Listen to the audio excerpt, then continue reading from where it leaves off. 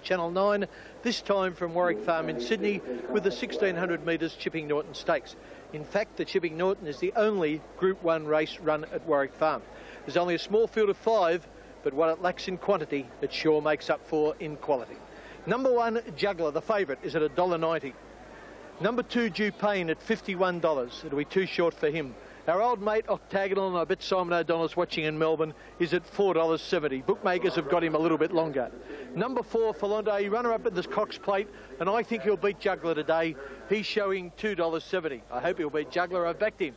And number 5, Circles of Gold, is at $17. She finished Shane Dye with Darren Beedman going to Melbourne to ride down there today, but Shane Dye is no stranger to Octagonal, having won the Cox Plate on him in the spring of 1995. Very, very hot and depressive day at Warwick Farm. Starters ready now for the Chipping Norton Stakes. They're off and running. Octagonal might have been a shade slow. Circles of Gold bounced out in front. Leanne Olsen immediately takes hold of the mare, who wants to run, but she's now dropping back behind Falonte, who goes to a narrow lead over Dupain. Hasn't done herself much good today. She's pulled very hard early, and Octagonal is now tacking on at the tail. Past the 800 mark, Falonte about a neck on Dupain. A length to Juggler, who's racing one off the fence. Dye makes a quick move on Octagonal. Glenn Voss on Juggler. Tried to go with him, but Octagonal showed an amazing turn of speed past the 600. He's exploded around the outside to go to the front as they come to the turn. Daring tactics by Shane Dye. Will they pay off? He's got Octagonal in full flight on the corner, led by a length and a half to Juggler, who's moving to second. Falonte third, flat to the boards, and the other two are beaten off. Octagonal first into the straight. He's got a 2-length break on Juggler. Boss goes for the whip on Juggler, who's coming out after Rocky. Octagonal's in front, 100 out. Juggler is trying desperately to pick him up, but bold tactics by Shane Dye are going to pay off, and he pinches the Chipping Norton. Octagonal beat Juggler. I think Dupain will just get third in front of Falonte, and last of the 5, Circles of Gold. Well, daring tactics by Shane Dye on Octagonal, and you'll hear the reception in Brisbane that this horse gets as he comes back to scale, returning a Group 1 winner today. Octagonal, Australia's favourite horse, too good for Falonte and Juggler. Juggler well beaten, and Falonte not even a patch of the horse he was back in the spring. But there's just no doubt about the winner, the mighty Octagonal. If you back him, $4.70 for the win and $2.20 for the place. Group 1, that's his 8th Group 1 win, and there'll sure be a fabulous reception for him. Your most famous horse produced one of his most famous victories. I bet you were feeling at one stage, I wish I was in Sydney at Warwick Farm. I certainly was, Bruce. I mean, he's just a sensational racehorse, and actually I was down the trainers bar watching it with John Sadler, and I can assure you there's a bit of a tear in the eye, and the tingles are running down my spine. How was it worked out that Shane Dye would take off and make Falonte and Juggler stay and try and force them early? Had you worked that out earlier with him? It was really left up to Shane. You know, I mean, it's sort of, he's a bit of a tactician. He's always been very, very good at that, but it was really left up to Shane and how the... Max Gay Waterhouse today in the paper saying it's Shane's greatest ride ever. I mean, he rides for her a lot. I mean, how did you read it? Yes, I'd say it was a great ride for racing, a great ride, a great horse, and one of those times that you're really proud to be at a race course to see such a happening. Well, as John would appreciate, guys, the response at Caulfield around the TV monitors was unbelievable. People cheered when Octagonal ran. He ran his last sectional in times that no one could believe, and Shane Dye was... He made the play and they responded, but he's won a lot of races. He's won $4 million, Cox Plate. I reckon at the end of the day, they're going to remember this race, the Chipping Norton, more than any other.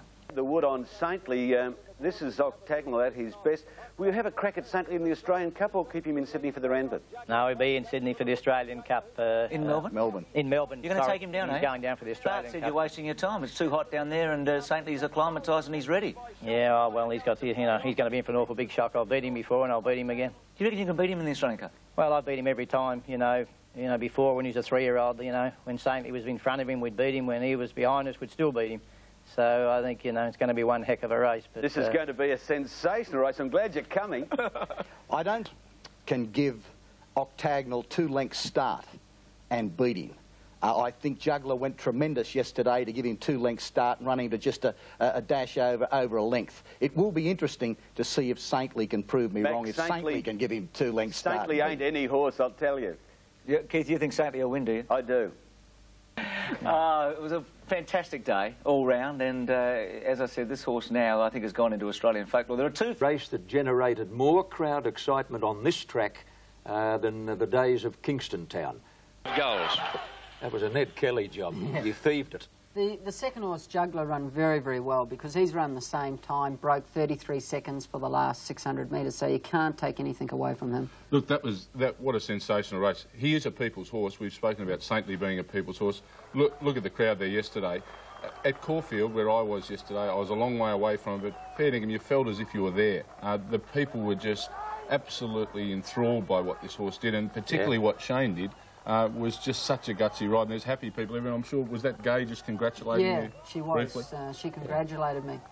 Shane, 32.81 was an unheard of sectional. Did he feel to be going that fast? Well, when I went, I really went for him. I didn't want to stop and give the rest a chance to pick me up, because if I thought I'd make it into a hard 800 metres, he would win.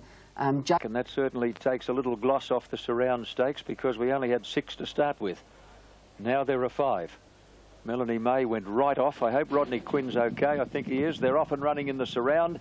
And first out is Gypsy Fire. Assertive Lass began well and late. Gypsy Fire in front. Assertive Lass second. Late Night Fun on her outside. A length and a half to Dashing Eagle, who's covering Priceless Joy as they go by the 600 mark, nearing the turn. And Gypsy Fire in full flight as the leader over Assertive Lass. Late Night Fun on the outside. And a length and a half to Dashing Eagle, now being wound up by Johnny Marshall. She'll have to make the turn 4 deep into the straight. Gypsy Fire, Assertive Lass, Late Night Fun, and Dashing Eagle is sweeping right around the outside. She's grabbed the lead. Dashing Eagle shot to the front, coming to the 200 over Assertive Lass, who's not done with. She's fighting on strongly, and then Priceless Joy, but Dashing Eagle clear with 100 to go, and the Eagle has landed in the Surround Stakes for Wolf Blass. Dashing Eagle beat Assertive Lass, Priceless Joy third, and the Eagle clearly superior today. A distant fourth, Late Night Fun, and last of the 5 as they go over the line was Gypsy Fire. You're going to get back $1.70 for every dollar. Second will be Assertive Lass, and third, Priceless Joy. Come up on the turn in the Group 2 Surround Stakes as this beautiful Danehill filly. Dashing Eagle sweeps 4 deep around the outside. Assertive Lass in the middle, and the long price one on the inside. Priceless Joy ran a surprisingly good race. But Dashing Eagle in those famous Wolf Blass colours is starting to draw clear of Assertive Lass and Priceless Joy. The chairman of the TAB bred that winner, Ross Cribb. It's a good effort, isn't it, Dashing? Is she going to stay this prep? I don't think she will, because Bart's going to keep it to a Doncaster preparation, so she won't have a chance to. But the difference between those two horses yesterday, and there's not much, is Assertive Lass sweated up very, very badly, and Dashing Eagle was very relaxed. And I think that's what told in the end. Makes sense. Bad news tonight. Top mare Salius fighting for her life after coming down with colic, which led to an operation. Her trainer says even if the mare recovers, her career appears to be over. Salius won the VR... Good evening, everyone. The career of Australia's premier racehorse, Saintly, may be over. The Melbourne Cup winner has broken down, and the best scenario is he'll be sidelined for at least 12 months. Saintly's misfortune has caused some trainers to have a rethink about avoiding the upcoming Australian Cup. February has been a month that the stable of JB Cummings would prefer to forget. First, star 3-year-old Alpha broke down, and now, remarkably, Australian racing's glamour horse Saintly has suffered an almost identical injury. This is the worst. It's bad news for everybody involved in racing. Unfortunately, he's got a small lesion. It's exactly the same as what Alpha had, and it's a 12-month period off. On Sunday, the champion in the CF4 Stakes at Caulfield even drew comparisons in some quarters with the likes of Farlap and Tulloch. Somewhat over the top, perhaps. But now, instead of exciting racegoers, and indeed those with just a passing interest in the sport of kings, the champ will need to get used to the look of 4 walls. It's one of my best friends during the week when Saintly broke down. It was just an awful feeling hearing it on the radio driving around Melbourne. Max, it was a sense of loss, wasn't it? Yes, it's the second sense of loss which Saintly has put us through, because when he was withdrawn from the Japan Cup, that was a sense of loss too. But it's most unfortunate that such an outstanding horse has gone amiss. We think there'd be a good chance they can get him back to the track, but the odds about him getting back to that Saintly pitch we saw in the Melbourne Cup and the Cox Plate, well, that's got to be risky. Yeah, the big welcome. Is there a problem? New Zealand racing. But with the Terrace Regency sponsorship failing to be renewed, the race was called the Otaki Māori Group 1 Stakes. and was a virtual rerun of the Waikato Draft Stakes a fortnight earlier, with the added dimension of 3-year-old filly It's My Sin.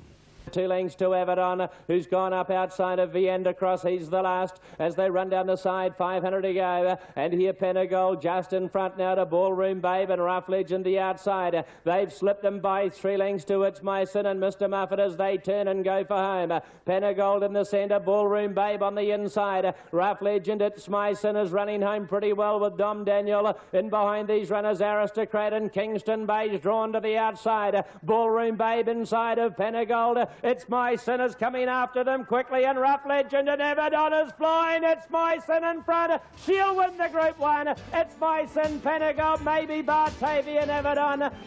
It's My Sin becomes the second Group 1 winner amongst the 10 stakes winners produced by the underrated Breeders' Cup Juvenile winner, Success Express.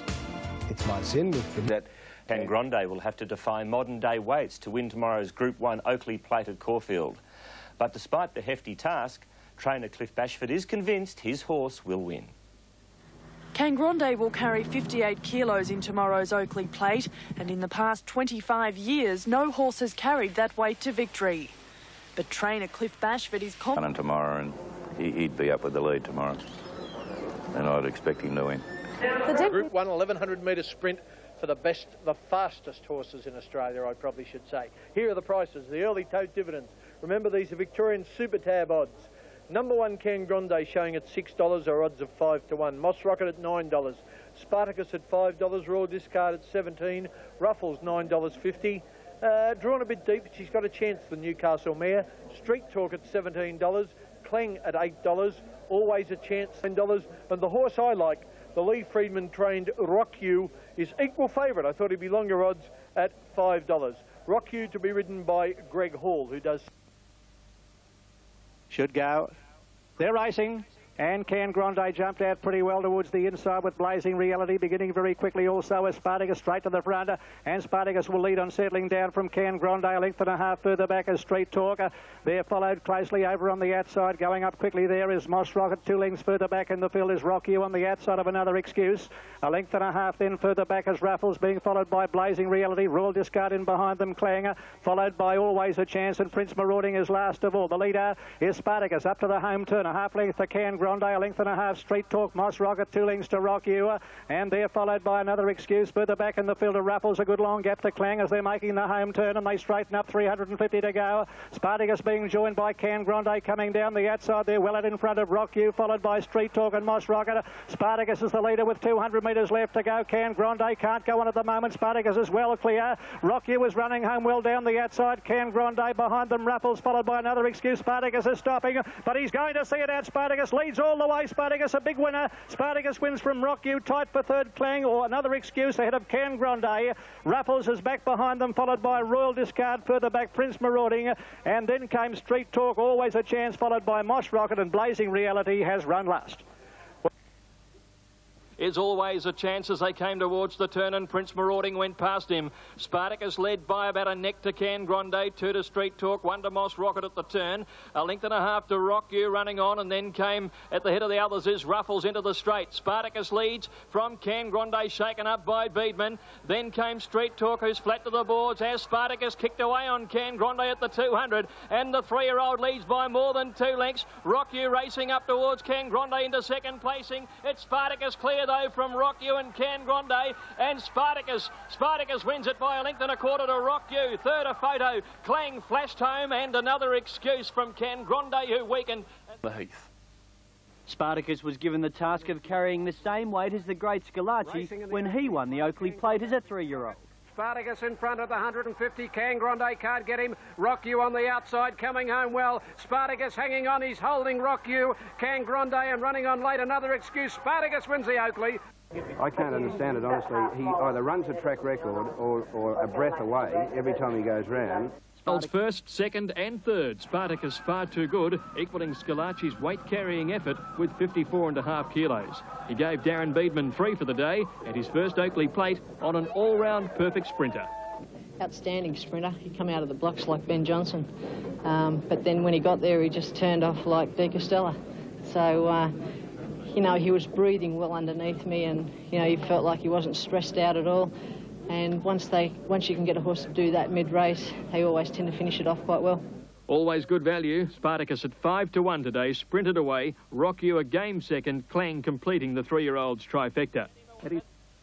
Well, no excuses, Can Grande. I actually think that's his best form. He ran about as well yesterday as he's ever run in his life. I won't cop it that he was below form. He's been beating second-rate opposition, and this is Group 1 material. Keith, Juggler second-rate opposition, No, but nevertheless, no. We I have take your been point. underestimating Spartacus. I mean, his last 5 wins, I don't think he's ever started favourite. He's always at backable odds. And yesterday, Darren Beedman, it was the end of a treble for Darren. He rode brilliantly. And he sooled Spartacus out, wanting to get ahead of Ken Grande early, and he did that. And Spartacus was sensational. We say, touching soon. The horse is not going to run in the Newmarket? No, he'll... According to, again, to Rick Bruce, he'll miss the Newmarket and come up to Sydney, and I'd say the Galaxy would be his target. Junction will shift to tomorrow's Group 2 St George Stakes, a race that sees the likes of Nothing Like a Dane and Heap on the Sly go head-to-head for the first time this year. Moonee Valley Cup winner Istedad will line up favourite for the race, and trainer Peter Hayes says he'll be... On Istedad in the St George. Istedad in front of Perfect Bound on the inside, then Iron Horse and Gold City. Istedad is the leader. Gold City issuing a threat. Perfect Bound on the rail. Istedad still in front. He's fighting. Perfect Bound is coming at him. Istedad and Perfect Bound, they hit the line. Istedad and knows. Brenton. As the field paraded minus Melbourne Cup winner Saintly, who broke down earlier this week. Still, Simon Marshall, who's been battling with his weight, managed to laugh. It's a nice weight, isn't it? 57 is tough. No, we have waxed the legs, done a bikini line, but it's a bonus, you know. Perhaps Simon Marshall should also have shaved his head, because 9-4 favourite Istedad just pipped his mount Perfect Bound to the post. Istedad being tackled by Perfect Bound on the inside, almost level. Gold City deeper on the track. Istedad fights back. Istedad just in front. He's just won Istedad from Perfect Bound. Gold City's run third. In the Group 1... His best saved Istedad for a vital lunge at the post. It was the old firm of Thompson and Hayes. I think our association was some 7, maybe nearly 8 years, and highly successful years, all of those years. So, you know, it's wonderful to come back. Istedad, rated the equal of At Talac, could tackle the Australian Cup next start. It seems just a matter of time before Perfect Bound wins a race. To talk about Istedad, you can have a look at him now in the St George. What did you think of his performance? They did sprint home pretty hard, didn't they?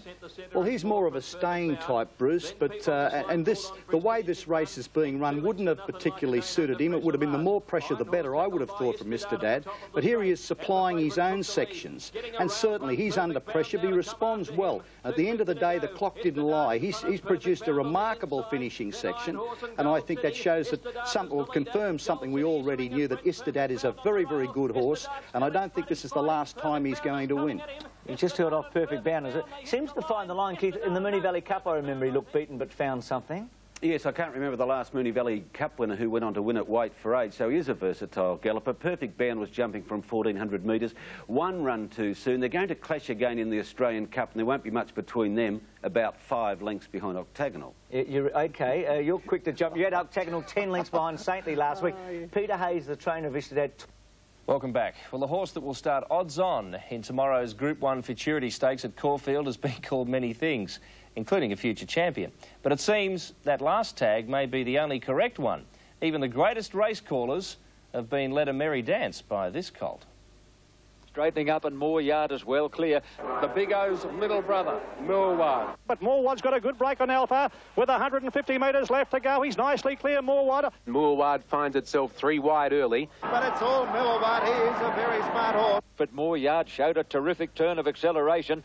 And here's the great Moorwad, certainly making a name for himself. Look at him. But it's a name that stumps even his rider. It's Moorwad, I think. Moorwad, something like that. I'm not too sure myself. And the winner... All I've seen is his arse end. He goes quick, so I don't really worry about what they call him. Crikey, he's going to win by a big margin. It's Moore Yard racing away in the last bit, and can't this mare throw one? 8 carats. Moore Yard wins by 6 lengths on the line. He's gone further ahead, Moorwad. O'Reilly in second place, followed by Tarn Purlane, but it's all Moorwad. He's much too good and is going to bolt him with the Cadbury Guineas. Moorwad came away for a brilliant win. The name is Moorwad, named after the great diamond of the Moorwad Splendour.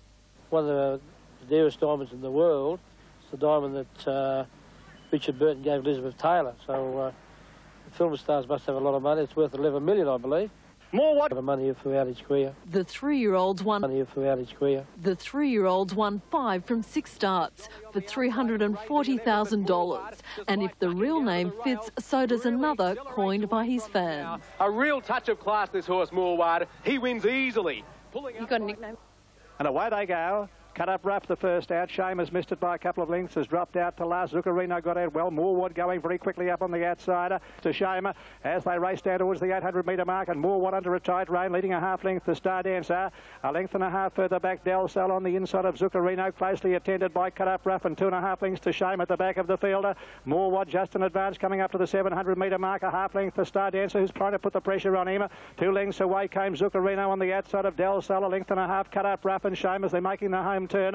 Moorwood still in front by a half length to Star Dancer, getting a bit closer if anything, and Zuccarino going fast out deeper on the track, followed by Del Sol, and Cut Up Rough is back behind them, and Shame is last of all. Moorwood is the leader coming down to the 300, a length and a half to Zuccarino. Star Dancer can't go on. They're followed by Del Sol, Cut Up Rough and Shame coming down the outside with a good run, but Moorwood is clear. Inside the final 200 metres, Shame is storming home down the outside. It's flying. Moorwood is the leader close to home. It's going to win, Moorwood. Too good, the 3-year-old. Moorwood wins by a length to Shame. Third, Cut Up Rough, Zuccarino, followed by Del Sol, and Star Dancer's run last. Doing the turn now, the 3-year-old Moorwood still about a half to 3/4. Star Dancer niggled at to stay with him. Zuccarino easing out from Del Sol, Cut Up Rough and Shame. Moorwood for home, led by about a length here. Cooksley had a look across his shoulder, sent him away by 2 lengths. Zuccarino gets to second from Del Sol, Star Dancer. Then Cut Up Rough with Shame. They're inside the 200, and Moorwood with his dazzling sprint put up 2 lengths now to Shame, who's rocketing down the outside. Moorwood is clear. Shame coming at the 3-year-old, but Moorwood is too good, and Moorwood a length and a half to Shame. Third is Cut Up Rough. Then had a dramatic effect on the crowds at Caulfield, the industry crying out for a new superstar and pinning its hopes on Moorwood. Taken on early, the brilliant 3-year-old was all class, controlling the Open Age Futurity Stakes, his 6th win from 7 starts. Moorwood the leader, 2 in front with Shame starting to finish hard out wide. All stops out, Moorwood in front of Shame. He'll get home the 3-year-old. He's too good, Moorwood. We lost Saintly this week. Have we replaced him? Yeah, well, I hope so, you know. It's, as I say, just had the horse, you know, it's the best horse I've had, and he just keeps improving.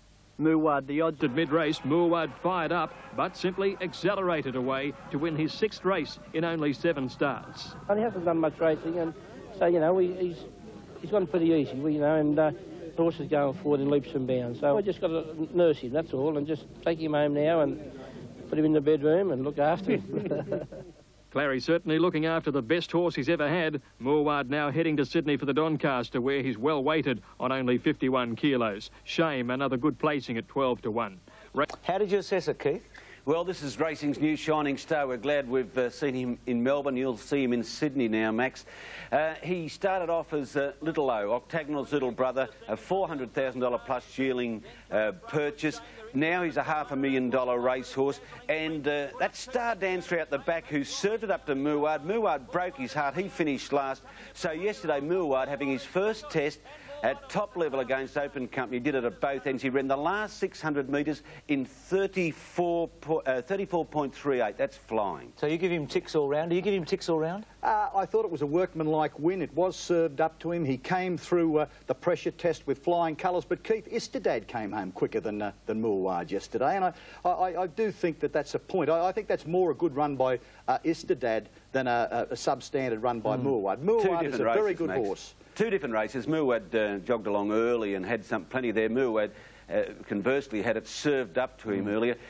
The only flaw with Moorwood, I believe that he has tender feet. They're treated almost daily with ice packs, and hence a plan for his future racing beyond a couple of runs in Sydney, perhaps to be overseas in America. OK, well, it was a good win. I'm a bit more with Max. I wasn't quite carried away with it yesterday, but he did the job. Well, your feet in Sydney too many weeks too long. Yeah, fair enough. Those dirt tracks in America, they would suit a horse with the tender feet too, Keith. OK. Racing. Not since the Great Bone Crusher has a New Zealand 3-year-old created as much excitement as Great Command, the favourite for tomorrow's Group 1 Canterbury Guineas at Rose Hill. But the classy geldings won a fan in Sydney, leading jockey Darren Beedman, who rode him to victory in the New Zealand Derby. On the inside, Great Command. Great Command has got the Derby. I know Darren was very impressed with us winning the Derby. Got the Derby. I know Darren was very impressed with us winning the Derby and that, and he was supposedly supposed to ride Saintly on the same day, but of course Saintly's had extreme bad luck, and certainly disappointing. Wow. He's as fit as we can get him. 1997 Canterbury Guineas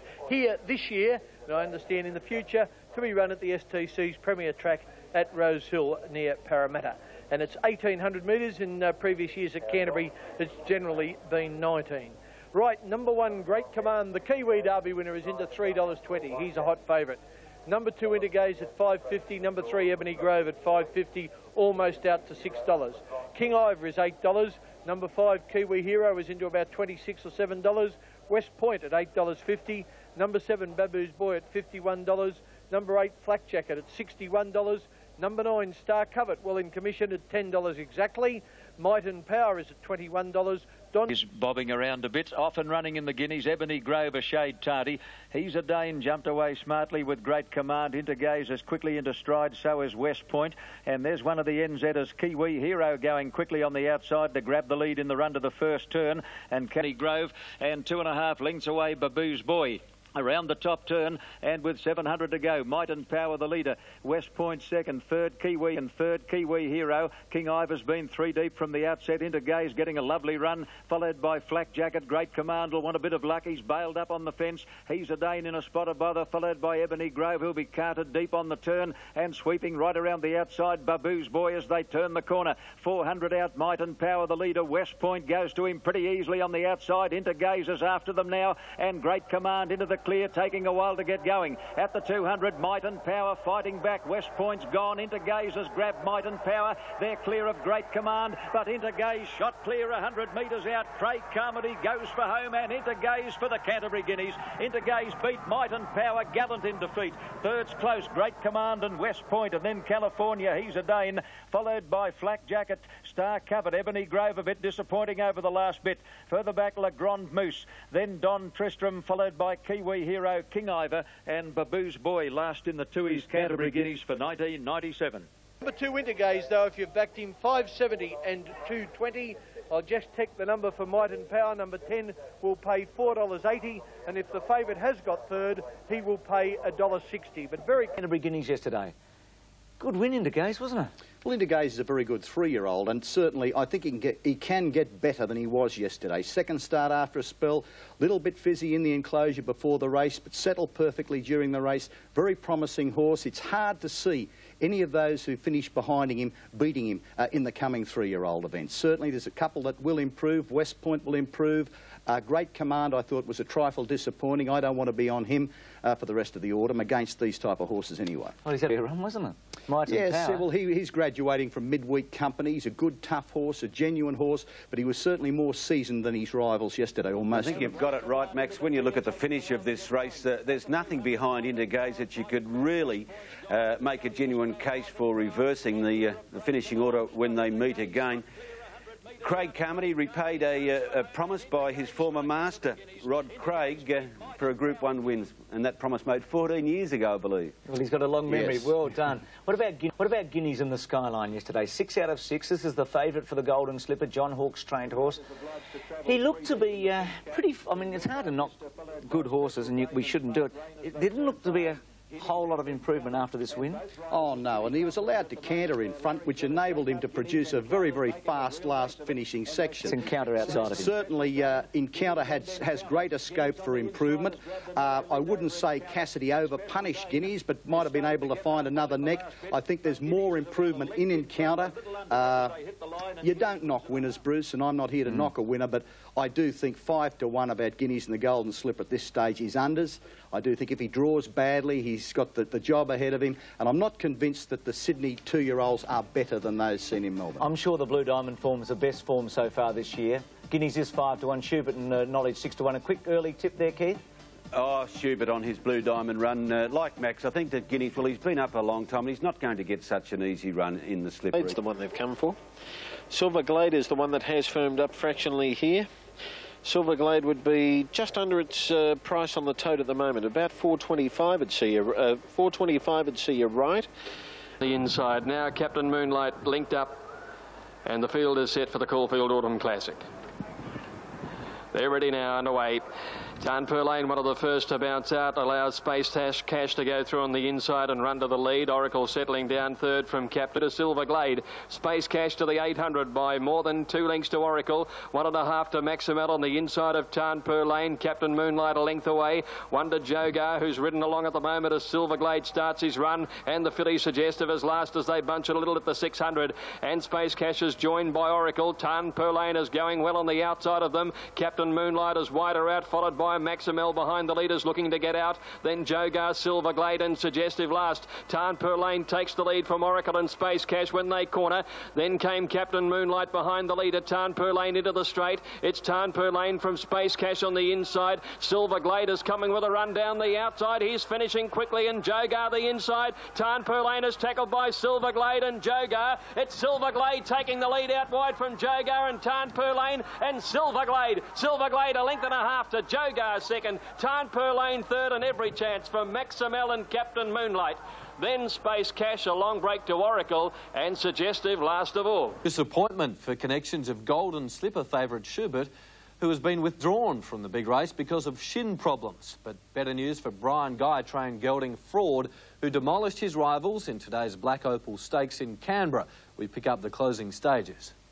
The next one was Princess on Parade, followed by Vocalist well back. Wenders down towards the inside, and the next one was Sutton Farm. But as they raced down towards the 200, Fraud has raced away. Fraud's the big leader. Running on fairly well was My Halo Broke, and Hula Maze is battling away, but it's all Fraud. Fraud races well clear, and there's no danger to Fraud. It's Fraud all the way. Fraud is first, Wenders second, close for third, maybe Vocalist.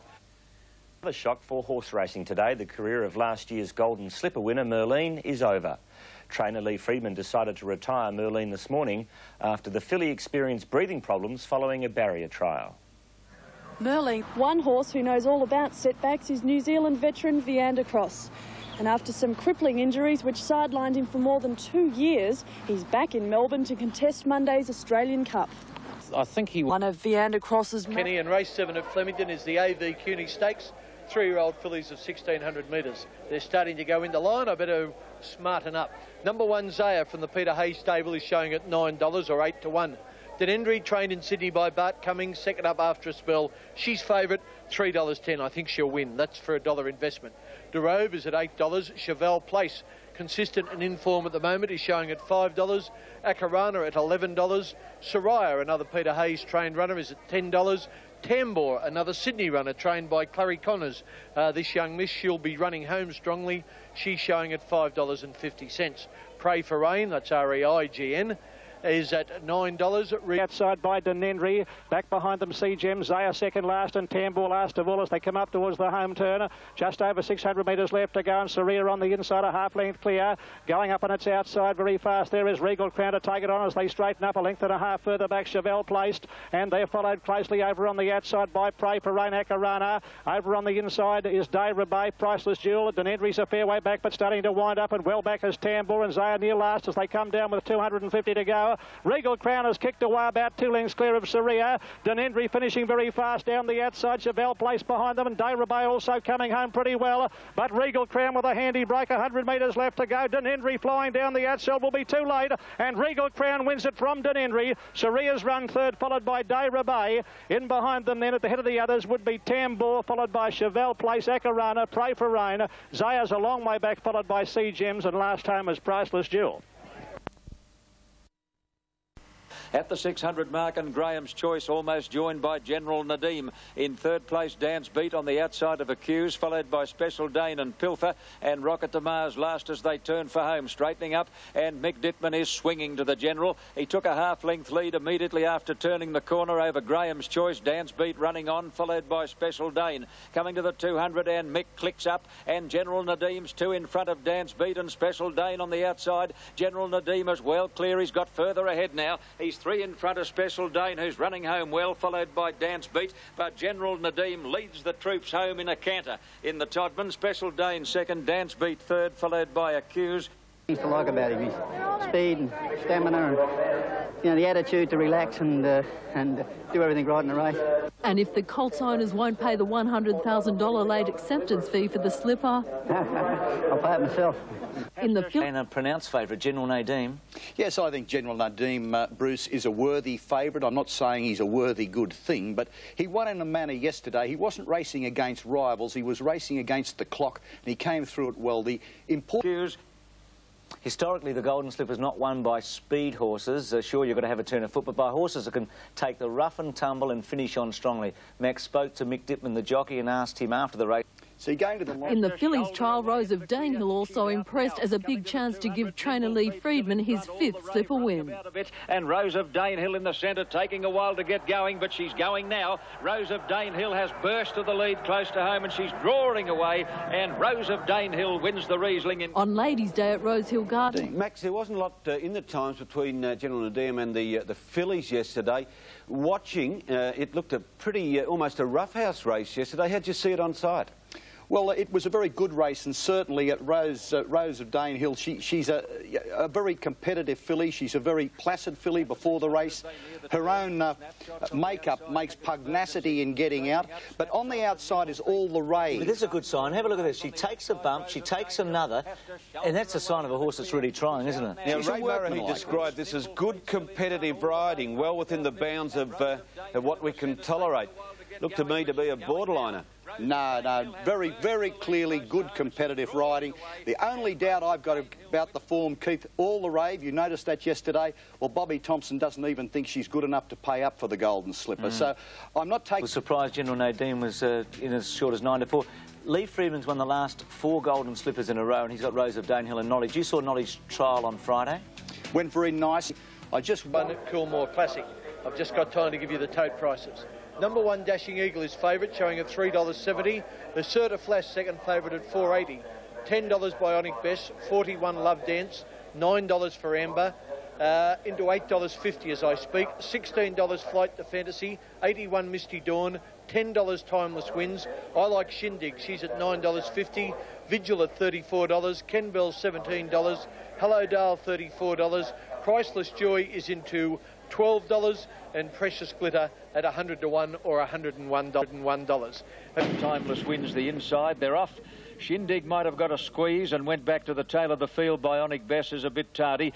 Misty Dawn bounded out in front of Precious Glitter. Assertive Lass jumped smartly. Time Hello Dale. Amber 3 deep at the 800 mark. A bit more than a length to Love Dance on the outside of Dashing Eagle and Vigil, followed by Bionic Bess, Flight to Fantasy, well back Shindig, and last of all is Ken Bell. 600 metres out as they near the turn. Misty Dawn the leader. Assertive Lass second. Timeless wins third, followed by Precious Glitter 3 deep as Amber, and then Priceless Joy on the fence, followed by Hello Dale. Further back as Love Dance and Dashing Eagle, giving them a very big start. Bionic Bess and Shindig are a mile back. In the straight, Misty Dawn running a heck of a race. Assertive Lass is getting out after her now. Here's Timeless Wins down the outside, and they're clear of Priceless Joy, followed by Hello Dale. Assertive Lass went to the lead 100 metres out over Misty Dawn, followed by Timeless Wins, but Assertive Lass sent hard to the line by Die is Too Good and wins the Coolmore. Hello Dale got up for second.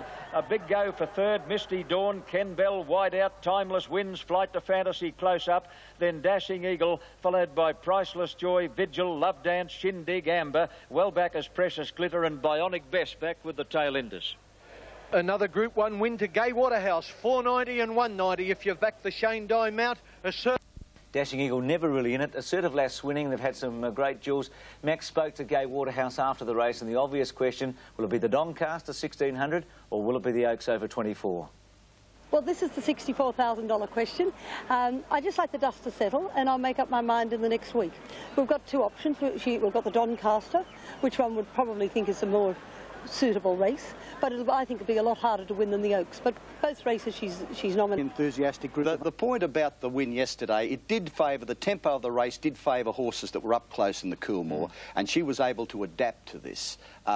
She's a very good filly. She's got the class to win the Oaks. She's got the dash and the tenacity to be competitive in the Doncaster. If she was mine, I'd go for the easy option, the Oaks. Gay was talking dollars, personal dollars. Stay with Ken Bell. Did you spot that mare getting home? She's last year's Oaks winner. Yeah, she was a good run, wasn't she? Finishing very, very strongly. In fact, one of the people... The prices on the Group 1 Ranvet. Number 1, the Bandit, $9.50. He's a Kiwi. $5 due pain, just over about $5.20. Campaign Warrior $31.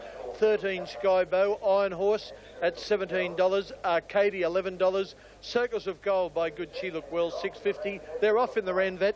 Slow to move as she was last week, and she's back last in the early stages. Circles of Gold bounced out in front of Arcadia, away smartly as Iron Horse. Put of all. At the 800 metres mark in the Ranvet, Mojave Dancer led by about a length to Iron Horse. Circles of Gold getting the run of the race third on the inside of Dupan. 2.5 into Arcadia and Campaign Warrior. Skybow is out 3 deep and under heavy pressure at the 600 mark, followed by Hula Flight. Further back is the Bandit and Arctic Centres last as they near the turn. Mojave Dancer first into the straight over Iron Horse, and Dupan on the outside is now winding up, followed by Circles of Gold, Arcadia. Further out Campaign Warrior, and then Hula Flight and the Bandit as they come down to the 200 where Iron Horse hit the front, but Hula Flight sprinting quickly has raced up on the outside. Hula Flight has grabbed the lead. Iron Horse has gone. The Bandit with a late charge. Arcadia getting through on the rail. Hula Flight and Arcadia on the fence, and Hula Flight on the outside as they hit the line, but Arcadia did best and won the Ranvet by about a short head to Hula Flight and the Bandit. Arctic Scent made up good ground, followed by Circles of Gold, Campaign Warrior, and then Dupan, Iron Horse and well back Skybow, with Mojave Dancer weakening to run last in the Ranvet Stakes. Think me about it. Arcadia won the Ranvet. This was a pretty weak field. I say weak in terms of classic weight for age. It's been absolutely overshadowed by both Juggler and Octagonal going down to Melbourne for tomorrow's Australian Cup. This is a promising horse. He's gone through the ranks. He's won the Underwood Cup, the Queen Bee Anne Cup. He gets up on the fence. Good for John Marshall because he was taken off Moorwad. Hula Flight, who normally rides the horse, was a good run. But these are more Sydney Cuppers rather than genuine weight for ages? Oh, no doubt about that. Hula Flight, Di said that Hula Flight died on a run, and I would agree there. Hula Flight did appear to have Arcadia covered. Arcadia got a beautiful run through, but Queen Bee Anne form has never, ever been weight for age form in the past. That's for sure. Horse. Sires Produce Stakes, odds $750,000. The cheque means a hell of a lot, but so does that trophy. Wouldn't you love to see it on your mantelpiece? There they are. Sports in the Sires Produce Stakes, whereas the #1 Saddlecloth is showing at about 7.5 to 1 now, $8.50. Millwood is favoured with the bookies and on the tote, about $4.30 on the tote, or 3 1/4 to 113 to 4. Gold Guru from Adelaide has held his place well in the market, in now to 7 to 1. Le Mans at 15 to 1. Number 5 Aveda has been well supported into 5 to 1. Number 6 Dennis Herrera at 6 to 1, 78 to 1 at the moment. Lady of the Pines is at 9 to 2 or 4.5 to 1. She's a little bit easy with bookies. She might ease one, the 1997 version. They're a bit slow to get going, missed it by a length or so. One of the first out is Millward towards the inside with Kilkea, who got away quickly. And well back is around the ring, coming down the side. Sports takes the lead by a length on Millward in the box seat, 800 to run. A length and a half any rhythm on the outside of Dennis Fury, Lady of the Pines, followed by Kilkea. Close in behind them, then came Dockland, followed by Cornwall Queen and Gold Guru. A length and a half further back is Aveda. Around the ring further back, followed by Made to Move in Le Mans as they come around the home turn with 550 to go on the Sires. And over on the inside, the leader is Sports, about a half length for Millward, the challenger. Coming down the outside, any rhythm, followed by Dennis Fury behind them on the rails, looking for a runner. Further back, the Gold Guru, Kilkea, Lady of the Pines under the whip, followed by Cornwall Queen and a good long gap to Aveda. It's Millward moving up on the outside to hit the front, coming to the 200 clear of Sports and Dennis Fury. Cornwall Queen was coming home well, followed by Aveda, but Millward is nicely clear with 100 metres left to go. Sports in second place and then Cornwall Queen, but it's Millward for the Sires. It wins it well. Millward goes for a line to score strongly. Second home Cornwall Queen, third might be Aveda from Dennis Fury and Sports, and they're followed next home by Lady of the Pines. Then came Le Mans, Gold Guru, followed next by Around the Ring, Made to Move behind them, Any Rhythm, Kilkea, and last of all is Dockland. Well, no doubt about the winner. Another Group 1 win to Darren Beedman on the Alan Bell train to Millwood. Now, as we pick... Race 4, the Sires, and Millwood ran favourite. Millwood striking the lead at the 200-metre mark from Sports on the inside, clear of Dennis Araya and Cornwall Queen. It's Millwood in front, though, from Sports and then Cornwall Queen. But Millwood is striding away with it, and Millwood a couple of lengths to Cornwall Queen. Millwood wins the Sires easily from... Millwood, ridden by Darren Beedman, dominant, could nearly be unbeaten with an ounce of luck. He started favourite. The Newmarket, I noticed Mahogany, you've actually put him in, Max, and you're sticking with him, Keith. I'm sticking with Mahogany, the favourite. You haven't picked O'Reilly a place. No, I haven't. He's going in. He's lightly raced Bruce, we've got a guy on radio down here in Melbourne called the Golden Snipper. He uses the term show bag. I think there's no value in O'Reilly at favouritism for the Newmarket. I think he hasn't had the experience. Yeah, well, I can't argue with your reasoning, Keith, but he is a 3-year-old. Market handicap. An interesting point here is that Cutland Opening, trained by Bart Cummings. They talk of Bart as a Melbourne Cup man. He's trained 10 Melbourne Cup winners, but he's also trained 8 winners of this race, Australia's premier 1200 metre sprint. 500 into 13 to 4, or $4.20. Number 2, All Our Mob, is firmed a little too, to 7.5 to 1, while number 3, Cut Up Rough, is out to 20 to 1. O'Reilly, as I told you, is out to 11 to 4, almost 3 to 1 now, $3.90 for $1 investment. Ruffles, the horse Shane Dye spoke of, is still at 20 to 1. Catalan Opening, TAB number 6, is out to 7 to 1. That's the Bart Cummings runner. Flavour, TAB number 7 for the John Hawke stable, $17 for $1, or odds of 6 colours, is into 12 to 1. Rock You, as I told you, was another Lee Friedman horse, $5.90, almost 5 to 1. An Apple Danish trained by Riley the Rough. Great start of the Newmarket. Flavour began very quickly with Cut Up Rough, and out fast also Lord Luskin. And O'Reilly began well, and over on the outside Ruffles is going up very quickly, being followed by Rock You, and just in behind them is Mahogany, followed by Apple Danish, who's a bit further back in the field, sorting themselves out, coming to the 850 metre mark, and Ruffles near the inside is just in advance here of Flavour. A length and a half further back is Cut Up Rough, followed by O'Reilly, and over on the outside Rock You, just in behind them Lord Luskin. All Our Mob is on the rails. A length and a half further back is Apple Danish, being followed by Kathleen Opening. Mahogany is second last, about 8 lengths off the lead, and last of all Century Blazer. 600 metres out of the Newmarket. Ruffles travelling well by a length and a half in advance of Flavour second. 2 lengths further back, Cut Up Rough, a length and a half. All Our Mob starting to run on, followed by O'Reilly and Rock You back behind them. And Mahogany's awkwardly placed. He's well back in the field as they come to the 300. Ruffles has got a big break on them. Ruffles 3 lengths ahead of Flavour. In third place is Rock You. Cut Up Rough behind them. Catalan Opening is coming home well, and so is Mahogany down the outside, but Ruffles has got a big upper break on them with 100 metres left to go. Catalan Opening is flying home, but Ruffles is still in front. Ruffles is going to win the Newmarket. Ruffles leads all the way. Ruffles wins it from Catalan Opening, and All Our Mob in a photo for second and third. Mahogany's in behind them. Century Blazer made up ground, followed by Lord Luskin. Further back then is Rock You, followed by Cut Up Rough and Flavour, and last of all Apple Danish.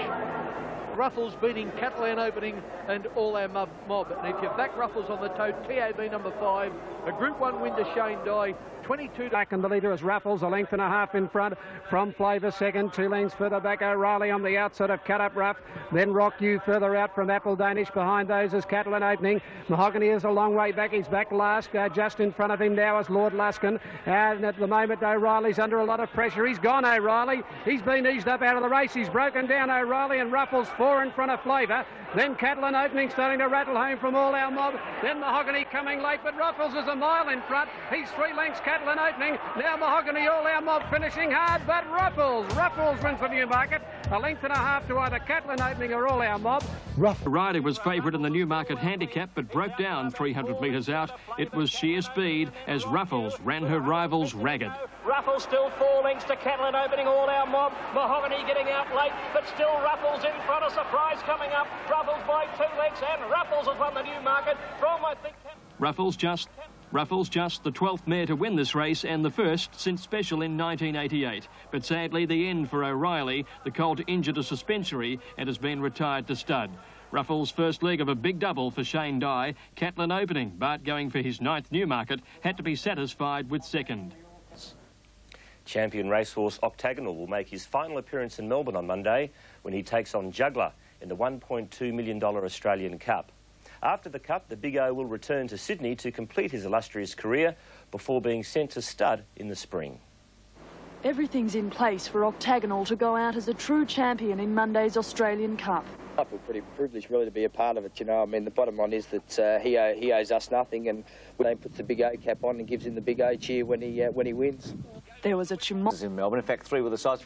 OK, the Australian Cup. Keith, you're going with the Big O. Max, it's his last run in Melbourne. This is a reversal of form. I thought Keith said that Octagonal wasn't the same horse in Melbourne that he is in Sydney. Oh, well, he's a Flemington maiden, as is Juggler, Max, but I think he'll win the Australian Cup. And Melbourne are going to give him a fond farewell because we love him as much as his Sydney fans. And special arrangement. 600 A horse like that, well, I said, I've never trained a horse like that. I don't think I ever will, even though we might have a lot of good horses, and maybe in the future he's just something special that they're sort of horses that come along every 20 or 30 years, and I think it'll be a while before one comes along again. In 3 Australian Cup Day today. We've never agreed on Octagonal in 3 years, have we? Well, here we are. We're agreeing on him today. We're certainly going to agree on him, and a couple of fellas. Octagonal, who's showing about 380 or 390. Quickly, it's 9-2 to Remus, 33 Vianda Cross, 2-1 Juggler, 40-1 Magnet Bay, 7-1 Istadad, 14 Perfect Bound. Octagonal a touch better than 11-4, 7-1 Nothing Like a Dane, 100-1 Royal Line, and 25-1 the mare Gold City. Well, go. Stand by for a start. They're racing. Great start too. And Royal Line, one of the first to jump out with Gold City beginning well as Stadad and Juggler. And Nothing Like a Dane huddled up along the inside to take up a position, being followed by Perfect Bound. And Magnet Bay is going very fast from the outside, being followed by Vianda Cross and Doremus. And Octagonal's got back to last. Octagonal last of all. Octagonal. That's the order racing up towards the 1200 metre mark. Magnet Bay in charge, a half length to Istadad. A length and a half further back is Nothing Like a Dane on the inside of Perfect Bound, being followed closely by Royal Line. 2 lengths away, Juggler on the outside of Gold City, a length and a half further back, Vianda Cross and Doremus is starting to make ground, and a length and a half Octagonal still back at the tail of the field as they go past the 800 metre mark and come up towards the home turn, where the leader Magnet Bay is challenged by Istadad for the front running, and just in behind the Perfect Bound, getting a beautiful run on the inside, Nothing Like a Dane, followed by Royal Line. Deeper on the track is Juggler as they come around the home turn, and they're followed after a gap in the field by Gold City, and further back then Vianda Cross, followed by Octagonal, who's working his way to the picture, and Doremus is last of all. 400 metres out in the cup now. Istadad takes the lead. Juggler down the outside. Octagonal is joining in with a good run, and they're followed by Magnet Bay, and further back Gold City getting up along the inside. Juggler's taken a slow lead. Istadad, Gold City finishing very fast. Octagonal deeper on the track. It's Juggler just in front with 100 metres left to go. Gold City along the inside finishing very fast. Octagonal diving up, and here's a great go as they hit the line.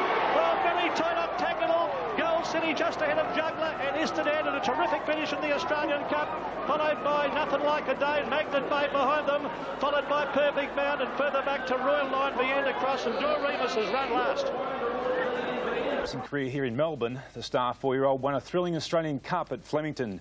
And Istadad a length in front from Perfect Bound, going up third, but he's been 3 deep around Royal Line. Nothing Like a Dane is over on the fence, bottled up, a length further back Juggler, then Gold City, further back to Remus, then came Vianda Cross and Die, and Octagonal still last. Around the turn in the Australian Cup, they straighten up, and Istadad has gone to the lead. Thompson sooled him to the front. Istadad, he's gone for home. A length and a half, Perfect Bound. Here's Juggler putting in his run, and here comes the Big O down the centre of the track with a great run. It's Juggler and Octagonal racing up at the 300 metre mark to grab Istadad.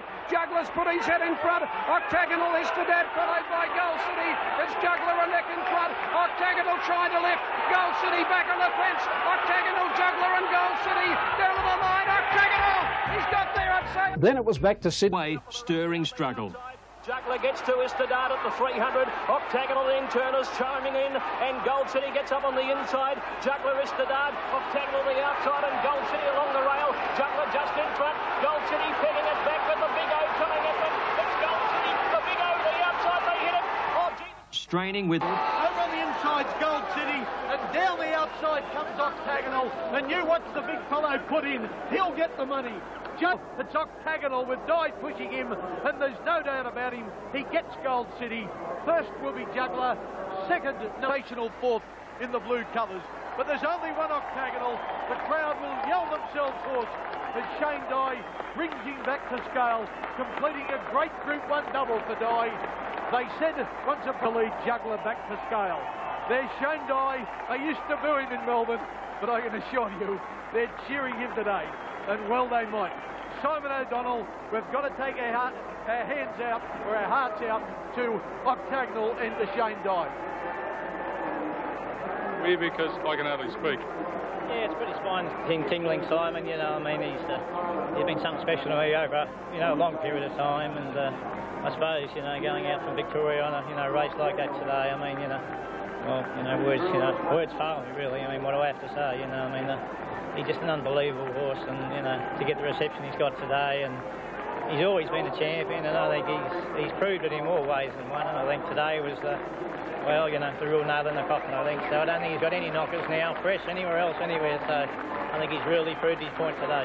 No one said he'd ever come back at 4, and everyone said he was off in the spring. Octagonal, as John told you, has now won 9 Group 1 races, and amazingly, he's won them on 7 different tracks. He wanted to get beat at the furlong, and at the 100 I thought I was going to win because I could just feel him. When I started to dig my knees right into him, he found that extra neck. Only champions can do it, and he certainly did it today. It's great to see a champion back. Good on you, Shane. That was actually people who might have backed Doremus, like myself. The news is bad there. Doremus bled, and of course jockey Greg Hall walked back to the mounting yard. Earlier Cup. He's an amazing horse, isn't he? He only does enough to win, but fantastic horse. He's definitely the best I've ever ridden. This might be one of those days where you're saying years to come. I was at Flemington the day Octagonal won the Australian Cup. Well, you know, I'll certainly remember until I go to my grave, I can assure you. It's something these are the sort of days you don't forget. As I said, it's great for racing, and I'm just lucky enough to have the privilege to train a horse of this ability. So it is something I'll never forget. How does this win rate? Well, I think it's up there, most probably. You know, might even be in front of the Cox Plate. I mean, the Cox Plate was something different, but I suppose more the emotion with this one. Octagonal's 9th Group 1. After the race, it was revealed Doremus bled from both nostrils and has been banned from racing for 3 months. With every stride, the crowd rising with him, Octagonal gained a narrow verdict. A victory that evoked scenes rarely seen outside of Melbourne Cup time. They stood and cheered, farewelling a horse who's thrilled us at the top level at 2, 3 and 4 years. An emotional Shane Dye said Octagonal is the best he's ridden. He was going to get beat at the furlong. And Octagonal will finish his racing career in Sydney in the autumn. He started at 13-4 today. The second leaving, we're going to leave with the race of the year, maybe certainly the race of this week. Patrick Smith wrote a beautiful article, I felt, after Octagonal, front page of The Age.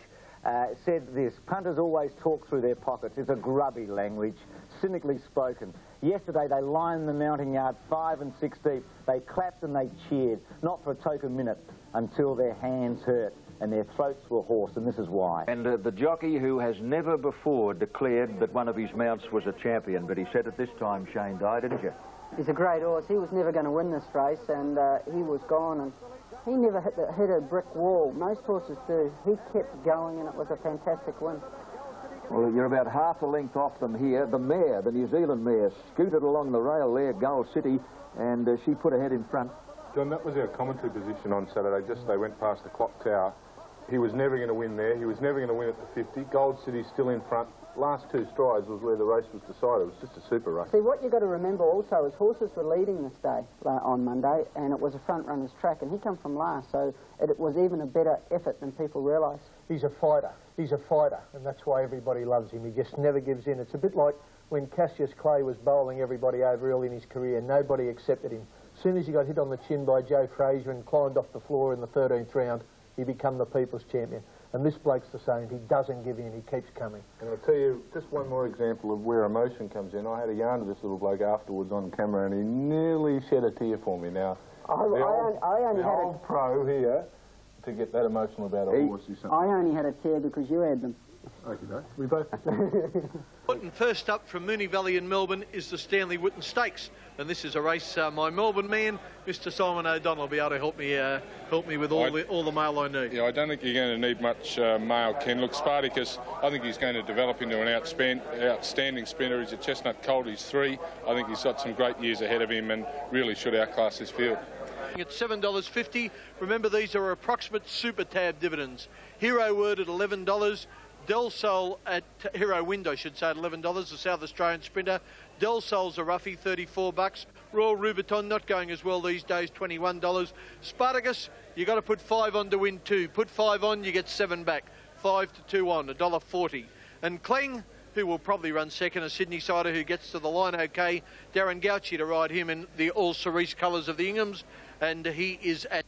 Away they go. Kling jumped nicely, quickly headed by Spartacus, who batted out like a rocket. Spartacus down to the inside and takes up the running from Royal Rubiton. Down the side at the 800-metre mark, and Spartacus under a tight rein by a half length to Royal Rubiton. A length and a half then to Del Sol, being followed by Captain and going up on the outside as Kling as they come down the school side. Approaching the 600-metre mark, and Spartacus doing it nicely in the lead. Del Sol moving up on the outside quickly to be second. Royal Rubiton in behind them. Captain Lee's over on the inside and deeper on the track as Kling as they come up towards the home turn. 500 metres left to go. It's Spartacus a length clear over on the outside. Going up quickly now is Clang to put the pressure on as they come around the home turner. Royal Rubiton being hard ridden, followed by Del Sol and Captainly as they're making the home turn. Spartacus the leader. Half a length to Clang, who's challenging strongly on the outside at the 200 metre mark. And Clang has hit the front. Clang has kicked clear of Spartacus, who can't go on at the moment. Then Del Sol down the outside. Royal Rubiton, but it's Clang in front with 100 metres left to go. Drifting right on the track, but he's too good, Clang, and he wins it from Del Sol, who's got up for second. Third home is Spartacus, followed by Royal Rubiton, and Captainly's run last. It's looked upon as a certainty in race 4. Had to show him the whip. Clang's level with him. Clang has put his nose in front of Spartacus. He hasn't found much the favourite. Clang's away. He's dashed 2 lengths in front of Spartacus and Del Sol. Clang running out badly. He's running to the outside rail, but he'll win it. Clang's first. 13 months without a win, a drought breaker for Clang. A boil in his mouth probably caused him to veer out badly over the closing stages. Stewards will recommend the rail be placed out 1 metre at future Valley meetings after the inside chopped out, setting the meeting up for swoopers. The paddock, Clang started 13-2 and survived a protest from the second-placed Del Sol. 2 sprints, and Spartacus paid the penalty for racing on the inside. Lee Clang got a bee in his bonnet halfway down the straight. What do you think happened there? I don't know. Tappy ran out near the line. He might have been hit flank with a whip or something, but I wouldn't blame the track too much for Spartacus being beaten. There were plenty of knocks about the horse before the race that he hadn't done well, etc., etc. It may have contributed, but I don't think we saw the same Spartacus that we've seen for the last 2 or 3 weeks. I think it was interesting that the Moonee Valley Race Club announced this morning that their new optimum position, they're going to move the rail out 1 metre all the time. The new normal position will be 1 metre out. Yeah, and that's a common sense decision too. Yeah, I think it's a beauty, but all those... Now, it is a class race, the Alistair Clark. It's actually Group 2, the Rosehill Guineas, as you saw here earlier. Jacket will race near the lead. He actually ran in the Canterbury Guineas up here a fortnight ago. Anthony Cummings thought he went okay to run 5th, but he switched him down to the Alistair Clark Stakes. And they're all ready. Stand by for a start. Away they go. New Kingston missed it by about a length. Maximal, one of the first to jump out towards the outside. Flak Jacket began well, not anxious to lead her. And dropping in behind them, Captain Moonlight being followed. Getting a bit closer over on the outside of Western Sound and Silver Glade last of all at the 800. Maximal still in front by the best part of a length in advance of Flak Jacket. New Kingston's had a lovely run on the inside. Captain Moonlight had pulled to the outside. Joe Gar getting a move on her. And Silver Glade about to come around the outside of Western Sound as they come up past the 600 metre mark. Maximal being tackled on the outside by Flak Jacket. A length further back is Captain Moonlight, Joe Gar, and Silver Glade is cutting loose around the outside, coming after these leaders as they come up towards the home turn, followed by New Kingston and Western Sound. Round the turn they come, Maximal on the inside, Flak Jacket, a length and a half, Captain Moonlight, very wide Silver Glade, followed by Joe Gar, New Kingston and Western Sound as they straighten up. Flak Jacket has hit the front, 200 to go, he's kicked away, he's nicely clear. Flak Jacket in second place, Maximal, the others making no impression, but Flak Jacket is far too good and races home to a convincing victory in the Alistair Clark. Flak Jacket, 2.5 lengths to Maximal, 3 lengths away third, Captain Moonlight, Joe Gar, Silver Glade, New Kingston second last, and Western Sounds run last. And your caller is Brian Martin. The outside, Flak Jacket has got its head in front of Maximal when they turn. 2 lengths, Captain Moonlight. A long way off them is Silver Glade, but Flak Jacket went for home and sprinted away. And he's home in the Alistair Clark Flak Jacket, holding Maximal at bay. A good battle for the miners, but Flak Jacket wins 2.5 to Maximal. Yes, a great win to the Anthony. The Alistair Clark was run at such a ridiculous return by Flak Jacket, who sat on the pace but outsprinted his rivals. First... I hope they heard that. This is the Alistair Clark Stakes, yet another Group 2 at Moonee Valley yesterday, and the Anthony Cummings trained Flak Jacket won his 3rd race and seems to be improving.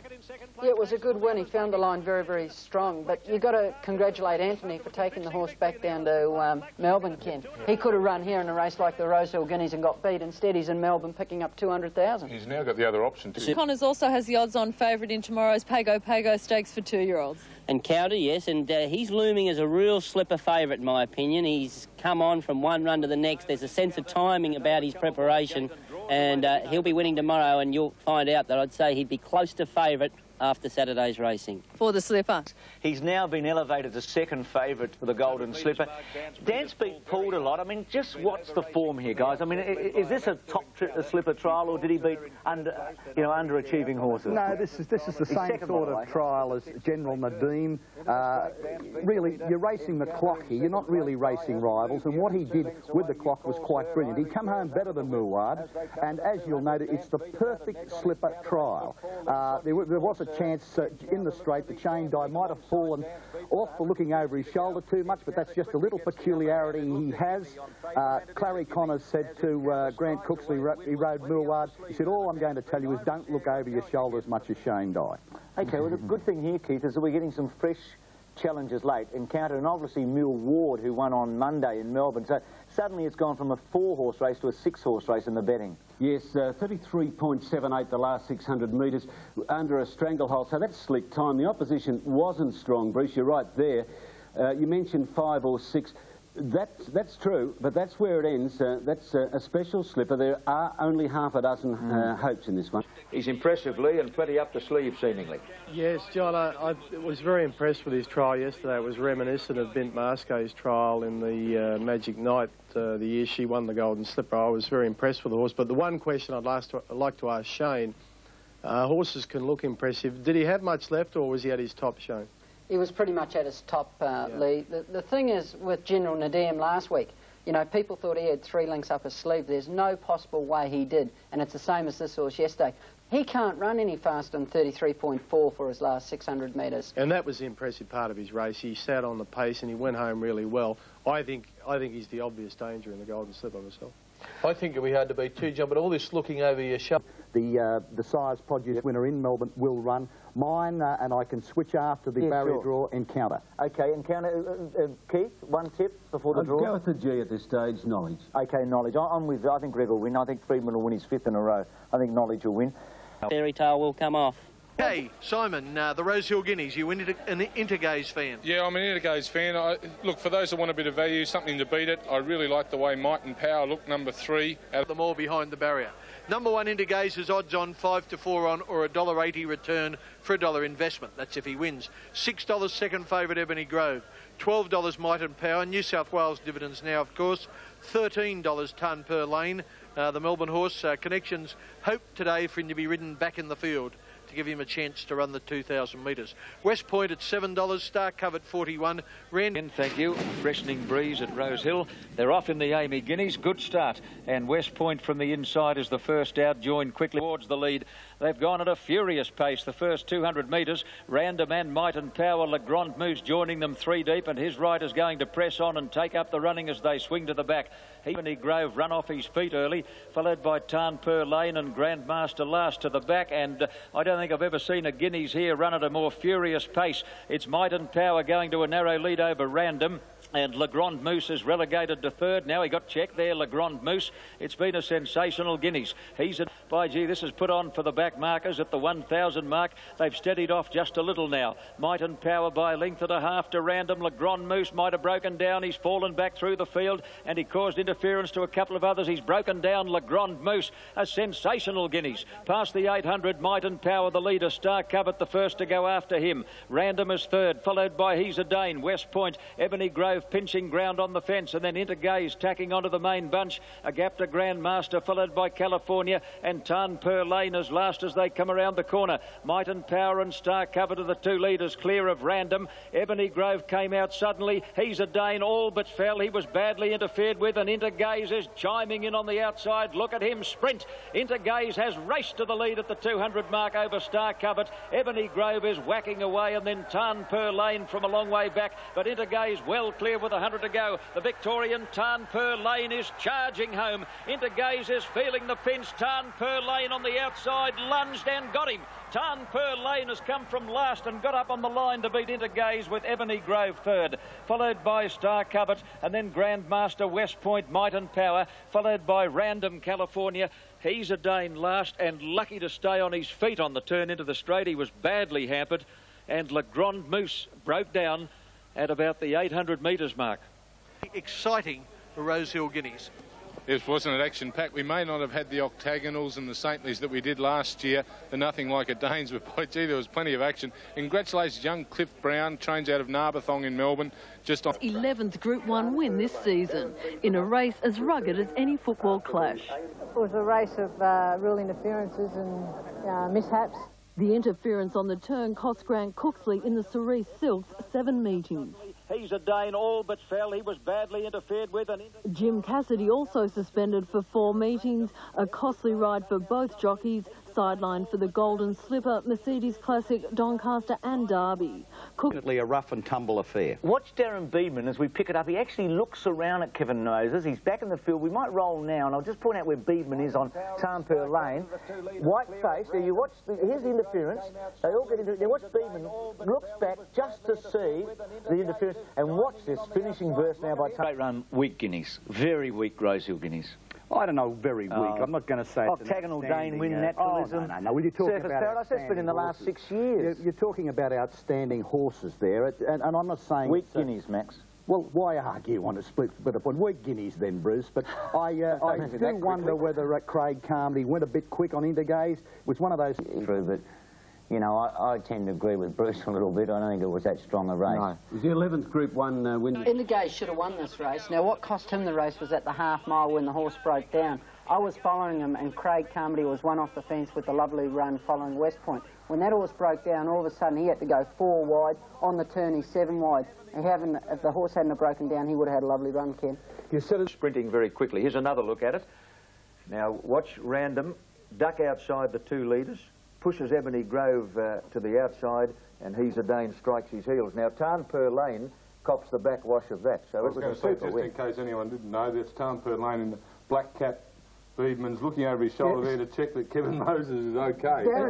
Another trainer with another dream horse, Clary Connors and Muad. They're also chasing Group 1 glory tomorrow in the George Ryder Stakes. It's in the trainer's mouth at Muad's toughest assignment tomorrow. Oh, there's no doubt about that, but he's drawn well. His big brother's taken a bit of the gloss off him lately, but he'll bounce back tomorrow. You tipping him? Oh, yeah, he's a superstar in the making. Well, Clary... Steeped in history, the Group 1 George Ryder Stakes, a race whose list of past winners include champions Manikato, Emancipation and the mighty Melbourne sprinter Hariba. They're tightly bunched on the corner, and Muwad with the inside running again took a narrow lead over Monet's Cove. Kingston Bay pushing into the clear, followed by Sprint by Secret Saving struggling, and Anthem's coming right down the extreme outside, and Shame is trying to get between horses. Muwad flat to the boards, pinched about a length on Monet's Cove. Secret Saving's not done with yet. He's getting another go on. Anthems can't go on, but the 3-year-old Muwad, Ocky's little brother, and Muwad wins another Group 1. Muwad beats Shame.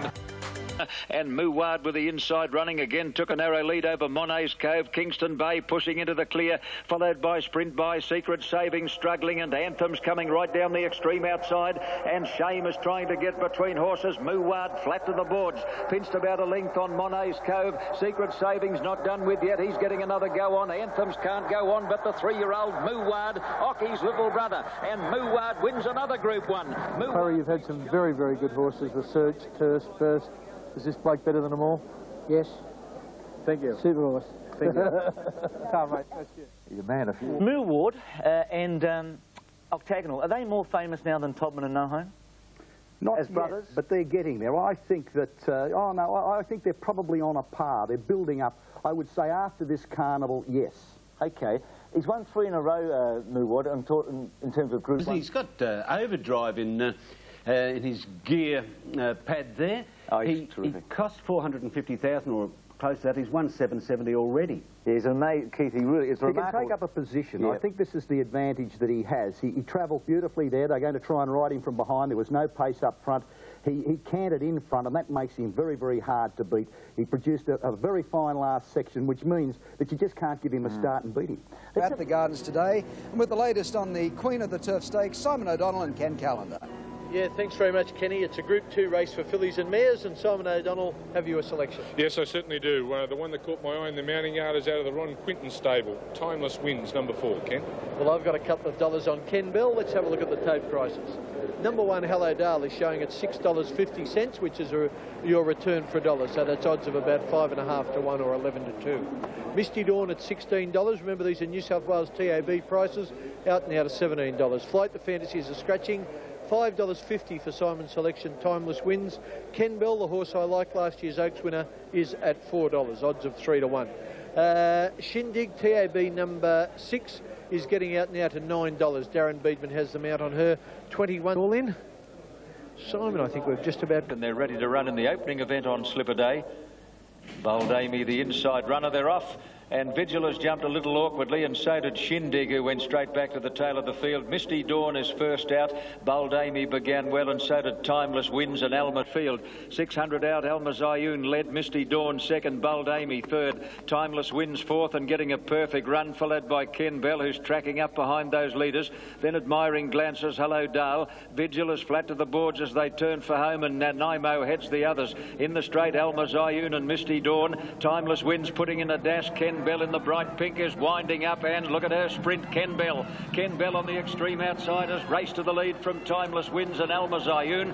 Bold Amy getting home well, but Ken Bell from the Kevin Robinson stable forges to the lead near home, and it's a big win to Ken Bell. Admiring Glances, I think, will get second, a breath in front of Timeless Winds, followed by Bold Amy, Vigil, Hello Dale. Alma Zayun weakened after pulling hard, then Misty Dawn, followed by Via Mare, Nanaimo well back, and then Shindig, and last is Bravo Zulu. It's 380 and 180 on the New South Wales TAB, and perfectly ridden by Brian York. Last year's Oaks winner Ken Bell in the bright pink colours with Harry all day. Wayne Harris, anything grab your eye? Heroes Return, as you say, it's not a very strong race, and if he's any good, he might beat them. And Torbellino looked quite good in the paddock. Simon O'Donnell. Home. Straightening up, Booze Boy, the leader, lacks the music on the outside, is after him now. 2 lengths away, Turn Me Loose under heavy pressure, followed by Heroes Return, who's about to bullock into the clear. Wider out, Torbellino at the 200, and Heroes Return got a beautiful run in the centre to sprint to the lead. Heroes Return dash to the front 100 metres out. Torbellino getting home hard, followed by Emerald Cut, but Heroes Return is too good. A clever ride. Heroes Return beat Torbellino. Emerald Cut has run third, followed by Seeing Stars, Babu's Boy, then Gwingana lacks the music, and Gunshot from El Zabana, and not surprisingly Turn Me Loose, after pulling far too hard, has pulled up at the tail of the field. A victory for the Kiwis, brilliantly ridden by a local, of course, Darren Beedman. Number 3, Heroes Return, $3.40 and $1.50. Number 6 for the Group 1 NSET Australia Stakes. Number 1, Asserta Flash, is at $3.20 on the tote, touch shorter with bookies. Number 2, My Bright Here is a scratching, $3.20 for Denendry from the Bart Cummings stable. D-Robe at $12, Tambor $13, Mojave Dancer 1. Now Ella Capella, she's the one that's been back the Kiwi. She races in bright green colours, about 9-2 into 3-1. $4. Answered Australia. $4. Answered Australia. They look good. Off. And Darrow Bay began fairly well from the inside. Assertive Lass is actually first out. The Kiwi at the 800 mark.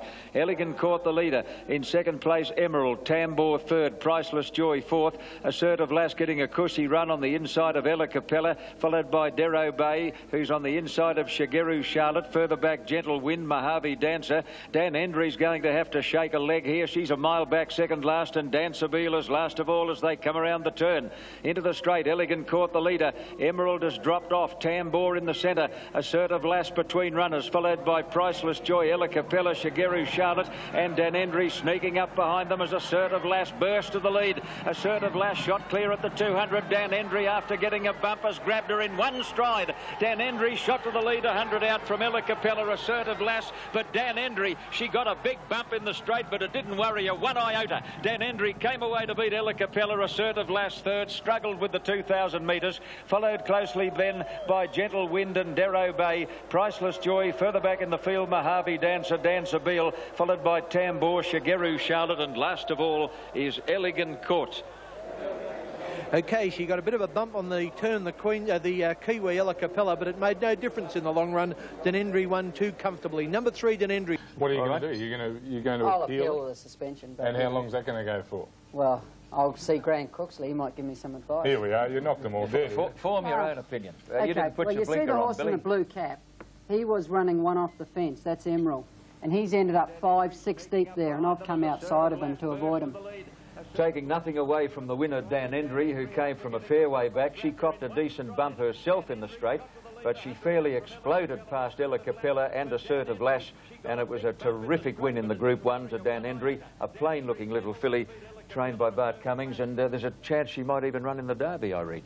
Yeah, I see that. I think the second also in the for the Oaks, Ella Capana, be very hard to beat. Next fella might be able to read that pretty well.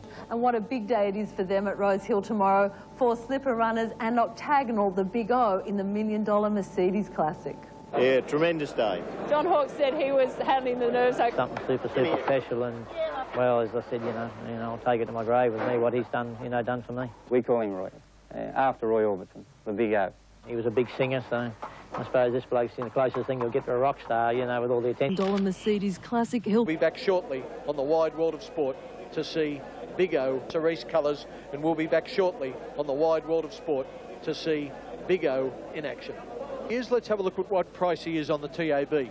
Number 1 starting at the top, Istadad is showing at $6.90 or close enough to $7. Dupane at $21, the Bandit 26, Magnet Bay 101, 100 to 1 chance, 81 for Campaign Warrior. Octagonal, he's into the red, $1.90. That means if you put $1 on, you get $1.90 back if he wins. Put 100 on, you get 190 back. If you like Simon O'Donnell, you put 1,000 on, you get 1,900 back.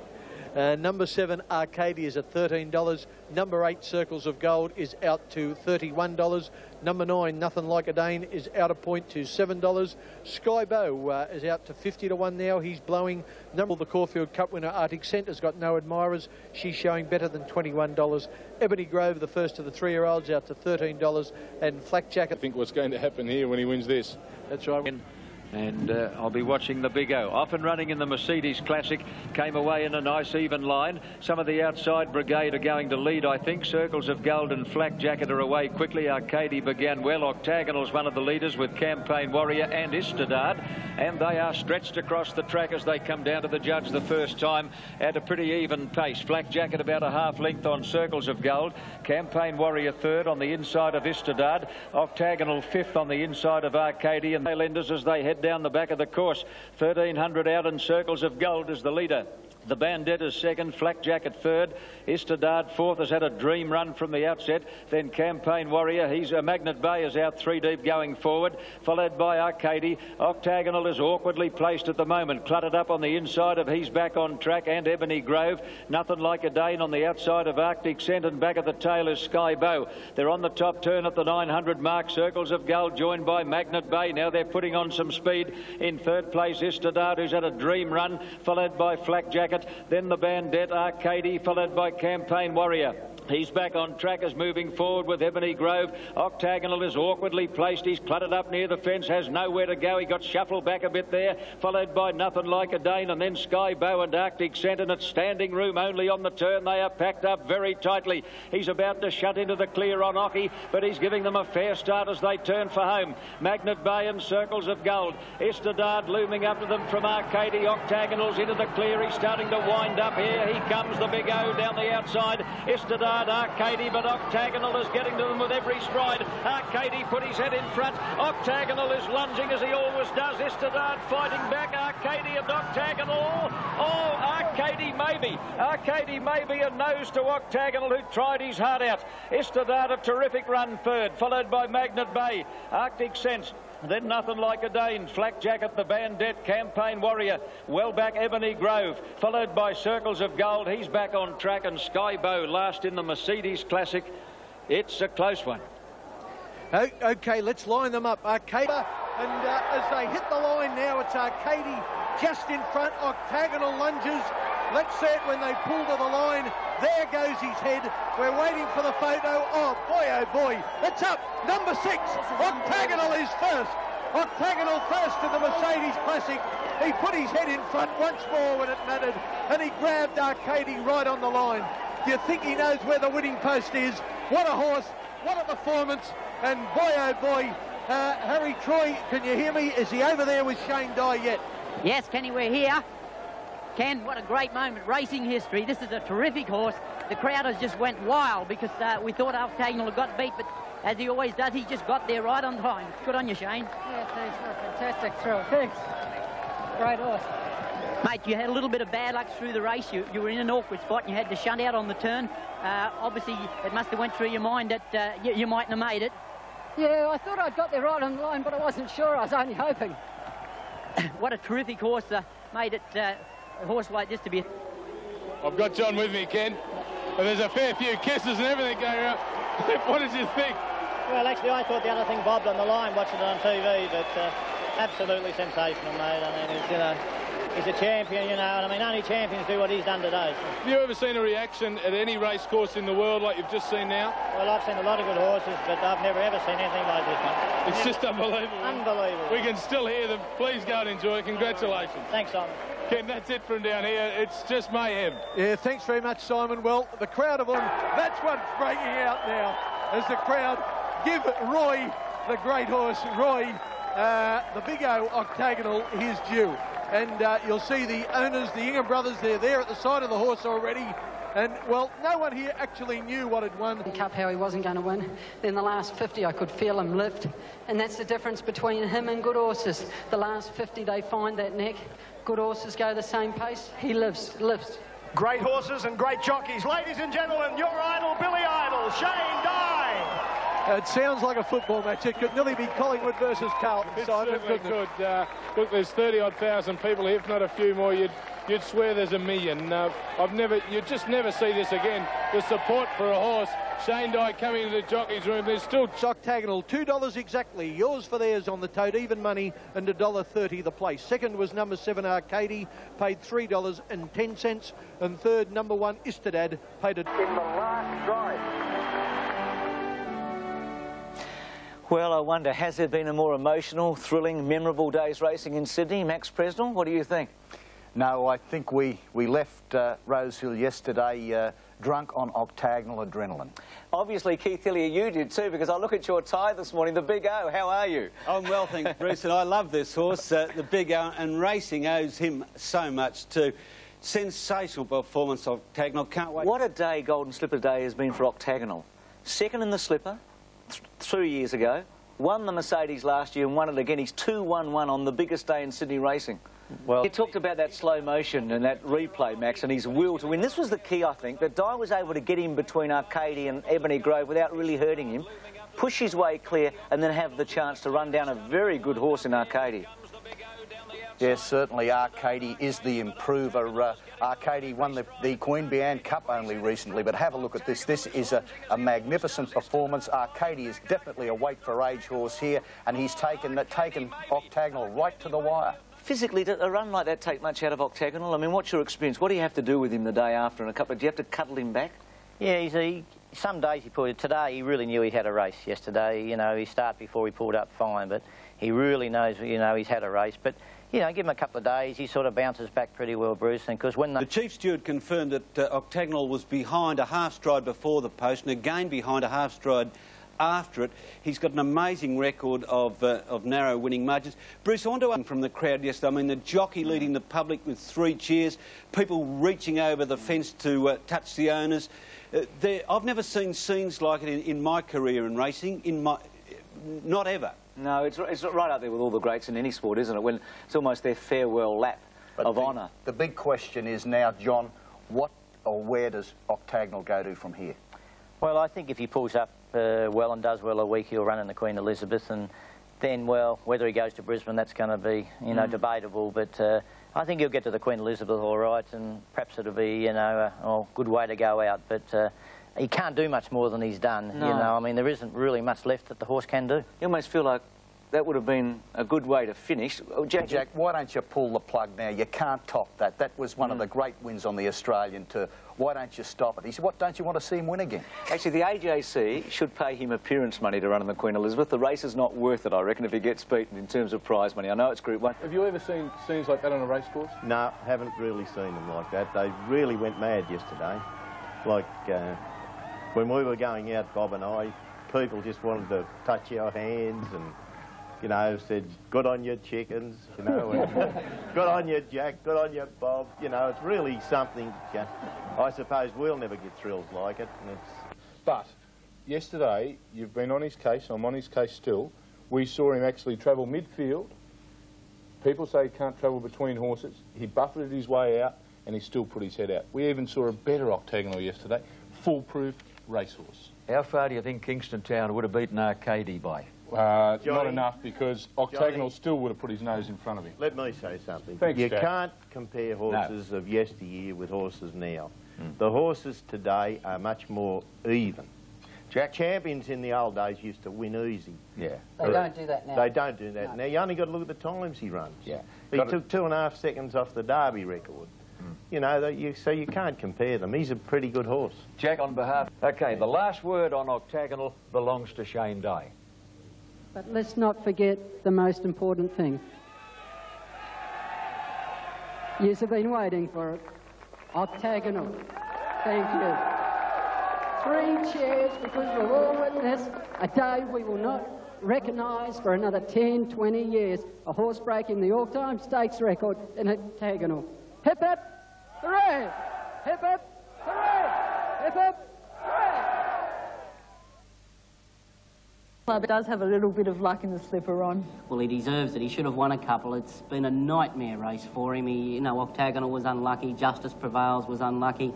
You know, and I can't see his luck changing, really. From barrier 11, his main chance, Guineas, I can't see him getting any closer than 3 off the fence. But at the same time, I'd love nothing more than to see John win the slipper.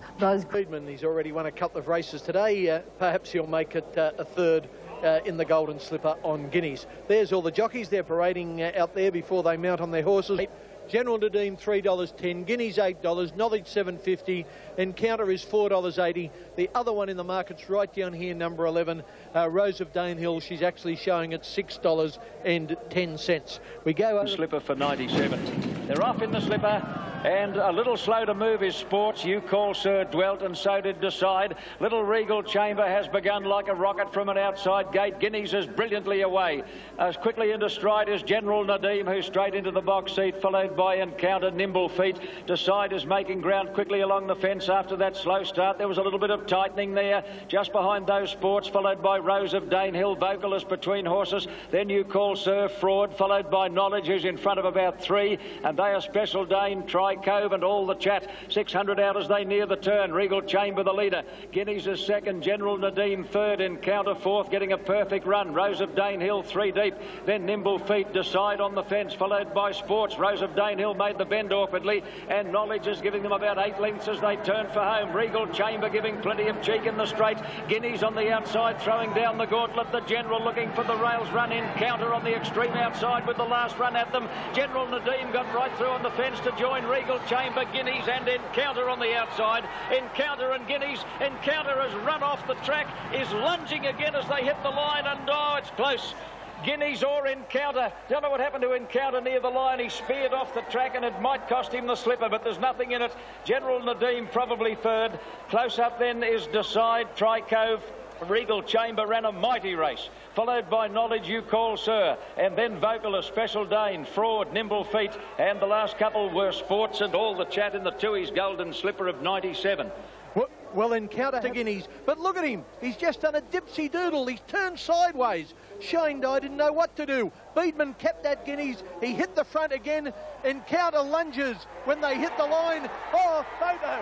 But number 2 has won the money. Guineas in the Golden Slipper. A winner for the Chicken Kings. Jack and Bobbingham, they've had rotten luck in other years. Octagonal and Strategic should have both won a Golden Slipper. They didn't. Guineas was lucky to win, but his number's in the frame. Number 2. Ken, John Hawkes isn't sick of me yet. What a day. It's just one of those super days, Simon. I mean, we've been waiting, 4 or 5 years to win the slipper, and, win it on a day like today, or, what do you say, mate? Just unbelievable. Do you ever lose any confidence? No problem at all.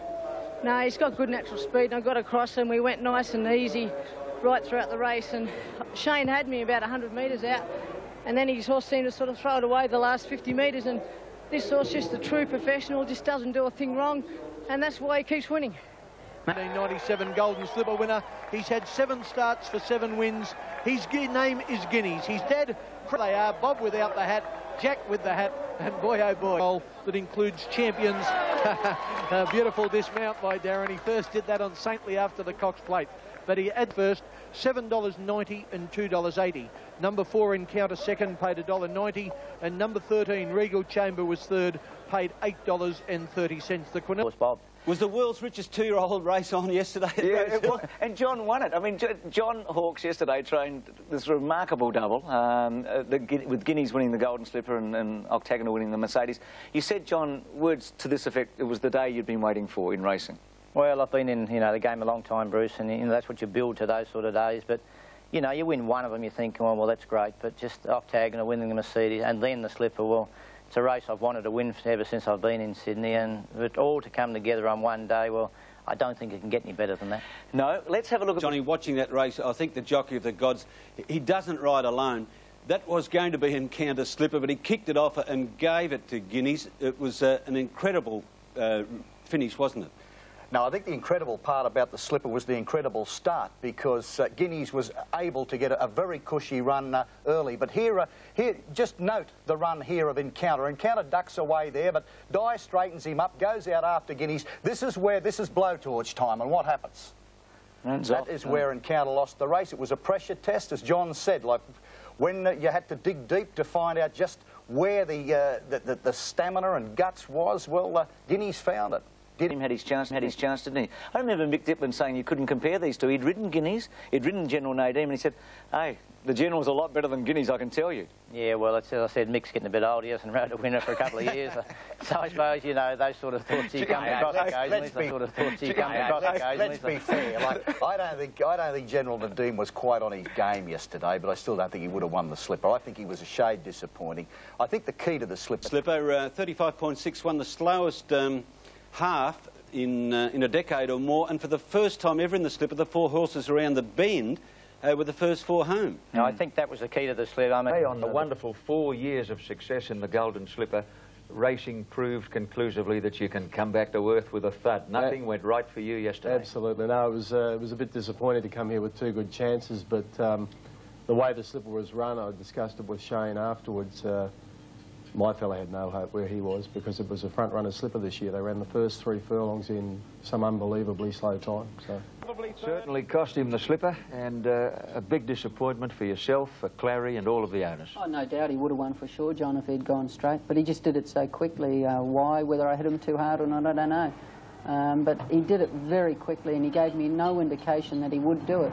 Like if he had one Slipper's run so far, and he's the best thing beaten we've seen in 41. Wouldn't disagree. And he may remain that so for another 41. One Slipper review wouldn't be complete without some... Sydney seem to read the races so well, don't they? It's amazing. Let's look at these prices. Intergaze is now into $3.70. TAB number 1. Number 2, Tarn Per Lane, is also a firmer. So I'd love this to win, $7.50. Ebony Grove is at $9. Flak Jacket at $17. Hero's Return into $16. Captain Moonlight, TAB number 6, is out to $11. $41 now for Might and Power. I thought he was a bit overs at 50s. Start at 200 to 1. And the bottom one, the filly, Denendry, out to $3. 2 to 1 exactly for Denendry. Well, there's the crowd. And sort out where all the chances are and to follow one of them. You want to know where all the chances are, because at the half mile, that's where the race begins. You tack on the back of a horse, probably like Intergaze, and you say, right, I'm going to follow him. I'm going to have the last crack at him. I'm on a horse at Ebony Grove. He'll get back, but he'll charge home. It's a very open derby, and I wouldn't be surprised to see what won it. That's it. Closely.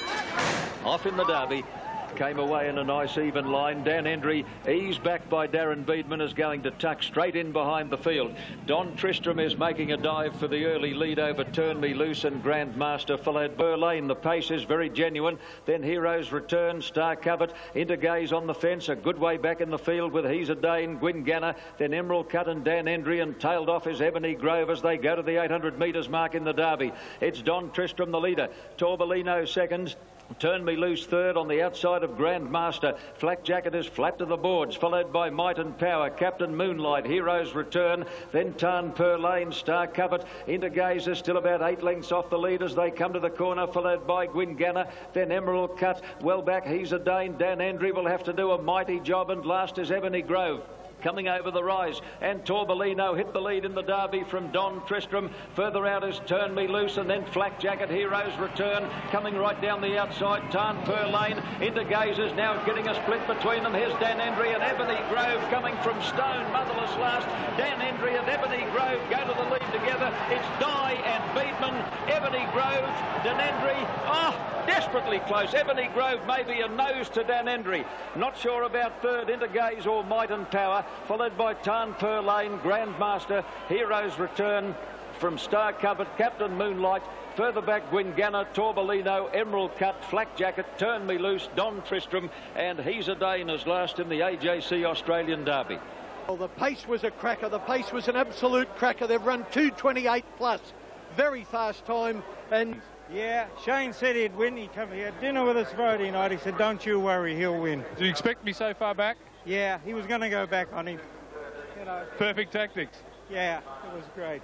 The heart's obviously running, but his form leading in, did it worry you at all? His run last week was enormous. If anyone's seen the stewards thing, he wouldn't have been far behind Octagonal the other day. He dropped his whip. Go and enjoy it. Yeah, thank you very much.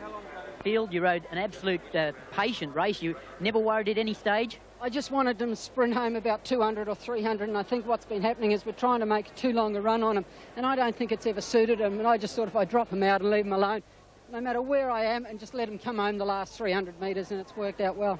Certainly did. Ebony Grove, they ran 2:28.83, which is just over 0.4 of a second slower than the race record set by Octagonal last year. So they really carved it out. 3 Ebony Grove, $9 exactly, and $2.60. I might point out a Simon O'Donnell tip. Number 16, the favourite. Number 16, the favourite, Don Tristram. It can't do any better. Outside of him, Hero's Return in the red cap. That's Grand Master running all over the place in the black and white checks. Torbolino outside of him. Might and Power in the pink pushing through. Then there's one horse there I just can't catch. Yes, it's Flak Jacket. Outside of Flak Jacket is Intergaze, and outside of Intergaze, here they come. Tarn Purlane in the white baldy face, in the black cap, and then outside of him in the blue is Denendry, and widest of all in the green and white colours is the winner, Ebony Grove, and that's Star Cup. So appropriate, the 2 top jockeys. When we look at the replay, you'll see the interference where Darren Beedman has copped his fine in his suspension. Here's Denendry. She's coming across. She's basically crabbing across. Ebony Grove might have got this on protest. Anyway, have a look. He does get interfered with. Yes, there was a slight hiccup there, but it was a demolition derby. There are a number of horses inside. Might and Power was one that had no luck at all in the straight and was beaten just over a length. I think Intergaze should have finished closer, but that's the derby. The two superstars fought it out again, and to be a superstar jockey, you've got to take risks. You've got to ride boldly. And that's why I think that our racing controllers have got to look at a better way. OK, it was a roughhouse derby, as you're well aware. Now, Darren Beedman is out for 8 meetings on 2 separate counts of interference. Let's look at the most assuredly would have hit the deck. It definitely didn't cost him a placing, though, Tamperne Lane. It made no difference to the result. Yeah, possibly he's run it. Decided to ride him quiet and to give him his chance and to come home about 300 metres. Who decided to ride him quiet? Well, I was on Graham Rogerson, the trainer, or Shane Dye, the jockey? Shane Dye, the jockey. Correct. Intergaze, now, some people believe he was unlucky. I've watched the replay 3 or 4 times. Gee, I thought Craig gave him every hope to run the 1.5 miles. Oh, he did, there's no doubt about it, but I think if he had got a clear run at the 300 when he was pushing, he might have finished a bit close. But watching the replay, John, 50 metres before the winning post, his run does come to an end. Absolutely. That's the whole Greg Childs. And I think he needs a spell. I had a beautiful run throughout the trip in the race, and I got between horses when Torbolino ran out just after we straightened up, and I was presented with a gap there. I could have got 3 Might and Powers through, but then he came back in again and tightened me onto the one inside of the horse of Bart Cummings's, and it turned it sideways, so I just got screwed sideways completely, and I felt that at that stage my horse was just going to dash through that gap and win the race, so I was pretty unlucky. Yes, if he does, he'll ride. Of course, Morward, Octagonal's little brother, and I would say the heir apparent to the throne too. Only beaten once in 8 starts. He's going to run the shortest price favourite for probably almost 40 years in the Doncaster next week. And is there anything in the Doncaster that can beat Muwad? I think the main chance is All Our Mob. His form's very, very good. He ran 3rd in the Cox Plate, won the McKinnon Stakes, and his run the other day in the Newmarket was quite sensational. So if there is one, that could be him. What about a horse like Secret Savings? Secret Savings could, but on weights he probably can't beat him. He makes him worse off than he did. He's a little bit wide in the rider. Yes, he was. Couldn't do much about it. He drew the outside, but he's a chance. He's a very good horse. But on weights, he can't beat. No, that's right. He's thrown Let's get to the derby now. Now to racing, and Muward will be scratched from tomorrow's $1.1 million Doncaster at Randwick. Owner Rob McAnulty told 10 News a short time ago that minor tendon bruising has forced the Boom Colts' withdrawal from tomorrow's Rich race. He also confirmed the blood infection Muad suffered earlier in the week has cleared up. On Monday, jockey Grant Cooksley obtained a Supreme Court injunction against a suspension so he could ride tomorrow. Octagonal's little brother was expected to start the shortest priced favourite in Doncaster history. Ravada get a beaut run from his inside alley, barrier 3, $15. Anthems will come from the rear, $10. Iron Horse at $21, probably go forward today. Moorwatt is a scratching. Pragmatism is at $67 out to $80. TAB number 12, Ken Bell, is 13 out to 15. And number 13, Brackenbury, is at $26. The Catalan Opening is still favoured on the tote at $3.40. Shame at $5.60 and All Our Mob at $5.90. They're the three in the betting. Shane Dye, of course. All set. Off and running in the Sydney Harbour Casino. Doncaster buzz off as a shade tardy to begin. Secret Savings is away brilliantly. So is Ravada, Kingston Bay, Brackenbury. All Our Mob has fired out of an outside gate. And then Cast of All.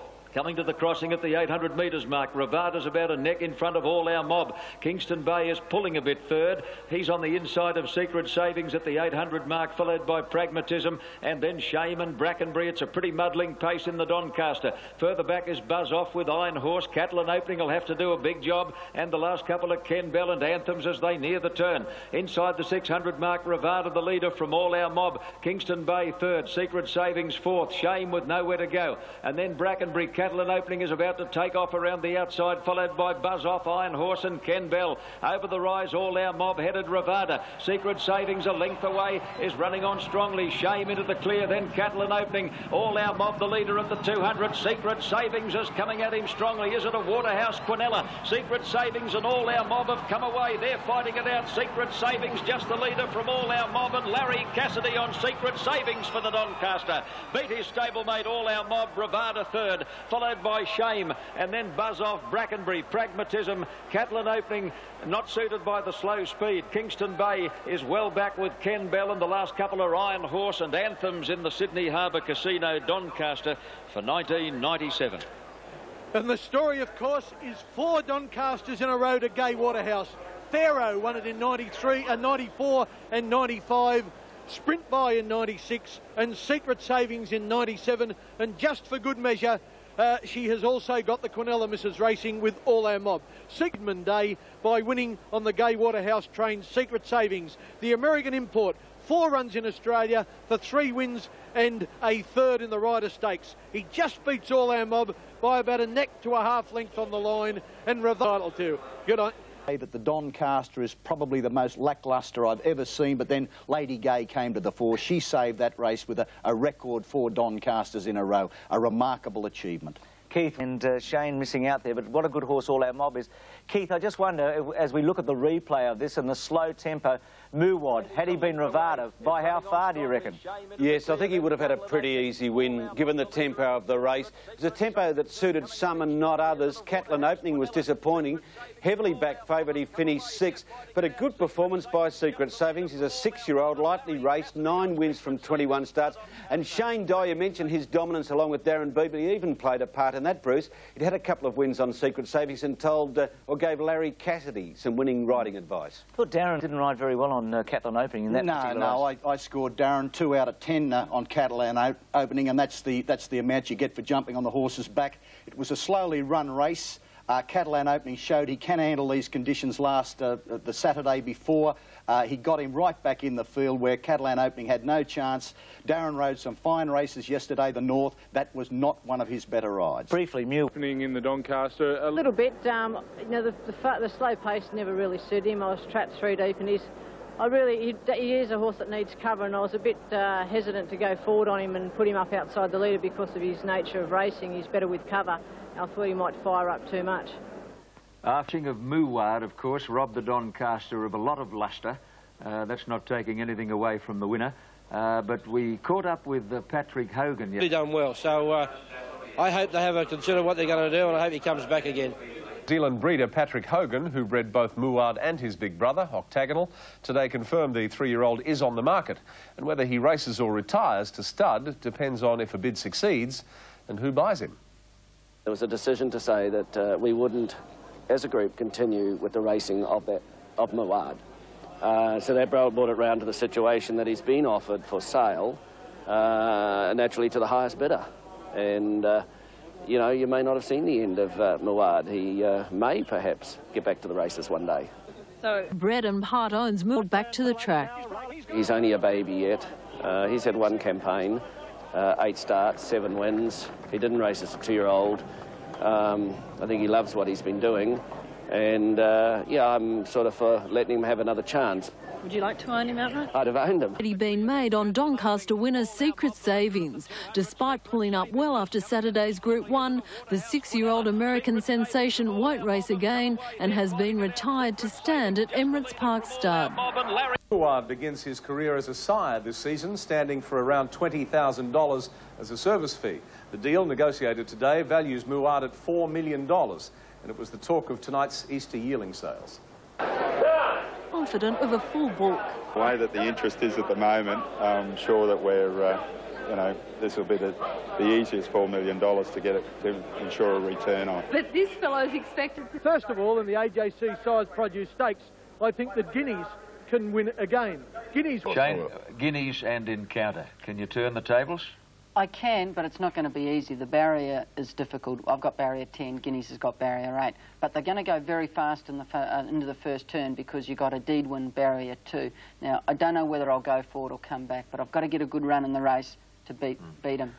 The Hall Produce Stakes, 1,400 metres, Group 1 for 2-year-olds.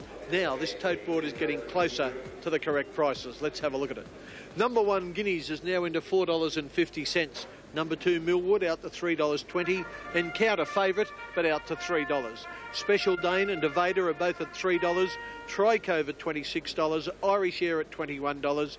Mr. Right and Port Loriga at 100 to 1. $26 You Called Sir. $16 a D-win. And Mr. Off and running in the Size Produce, and Port Loriga is a shade slow to move at the start. Encounter and Guineas are away brilliantly, but the filly RD Win is going to burn them off. Millwood, Vader and Port Loriga. Around that first turn, RD Win is the leader and going at a good tempo by 2.5 lengths to Guineas, a length away Encounter. On the rail in the club's colours, Special Dane, a length to Millwood, followed by Irish Air. You Call Sir is obliged to travel 3 and 4 deep on the fence. Mr. Right, a gap then to Port Loriga, followed by Game Warrior, 3 deep, Tricove and Devader last about 9 lengths off the lead. Coming around the turn, RD Win is a clear-cut leader over Guineas, first to go after her. In third place, Special Dane, followed by Encounter, and then Millwood, Mr. Right from Irish Air and Tricove as they top the rise. RD Win the leader. Encounter and Guineas are coming after AD Win as they top the rise, and they're clear of Special Dane. None of the others are a hope. RD Win tackled by Encounter. Guineas can't find much more. Encounter hit the lead 100 metres out. Guineas is fighting back like a bulldog, but Encounter avenges defeat in the Golden Slipper. He tried to run out again, but he didn't get far today. Encounter beat Guineas. RD Win has run third, followed by Evader, and then Mr. Right, Irish Air, followed by Millwood, Special Dane, Tricove, Port Loriga. Well back in the field, Game Warrior, and last is You Call Sir. Well, I've got to say that the race broke for him, but that was a brilliant ride by Shane Dye on number 3 Encounter. $3 exactly and $1.40. I must have been singing out or something. I don't know what it was, but I said, don't hit him, Shane, don't hit him. Did he run out a little just at the end there again? I think Shane got him a little test near the post to hit him, and he ducked out again. We might have to change jockeys or make him put the whip in his left hand or something. I think it'll be a bit hard to get the little fella off. There's a reason for getting on the These tote prices now for the Galaxy, and I might mention one of the smartest trainers in Sydney, John Morris. He's trained horses like Ruslan and March Air, and City Success will be well prepared. Number 1, Ken Grande in the Galaxy is at $5. Ruffles in from $13 to $12. Dashing Eagle at $11. El Soler at $51. $10 exactly for Accomplice. City Success, the horse we just spoke of, he's firmed into a 3 to 1 favourite or a $4 return on the TAB. Madison Point was scratched, the track a bit fast for him. He needs the edge off the track. Sovereign State is firm from $13 to $12. Wavertree has got out to $15. Lion Hunter is getting out a little bit now to $4.80. I'll get that right. And the bottom one, Unison, TAB number 11, is firmed a half point to $9.50. There is that much speed in this race, they'll fly. Watch for horses like Kendronde, Ruffles and Lion Hunter, who's drawn out. They will go berserk in this race. Now, Accomplice is going to get the run of the race running 4th or 5th, and I think he's the horse to beat. Commentary box. Now they're away in the Galaxy. Al Soler on the outside won the start and bounced out in front of Can Grande. Line Hunter with a wing on every foot is scorching through to join him. Right behind those City Success and Accomplice, followed by Ruffles and Sovereign State. Dashing Eagle getting back with Unison, and Waver Tree is last, but only 7 lengths off the lead. 700 out, and Line Hunter went to the lead over Can Grande. Ruffles on the outside. Then Sovereign State, followed by Accomplice, and City Success is travelling 3 deep.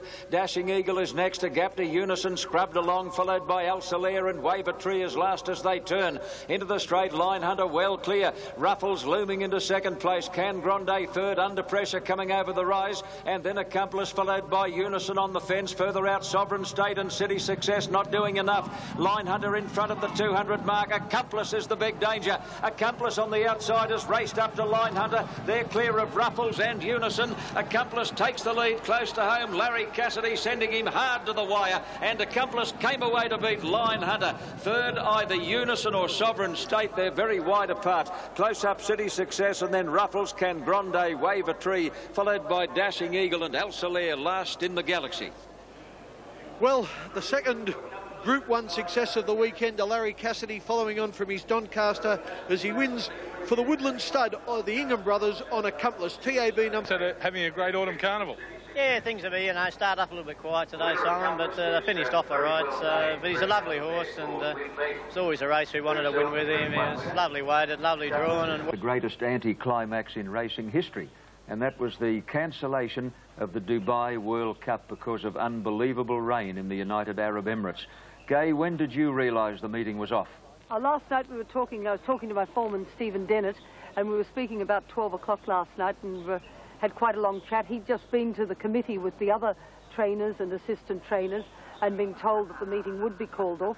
At that time they were hoping it would be Monday, but now, John, they're talking about running it on Thursday.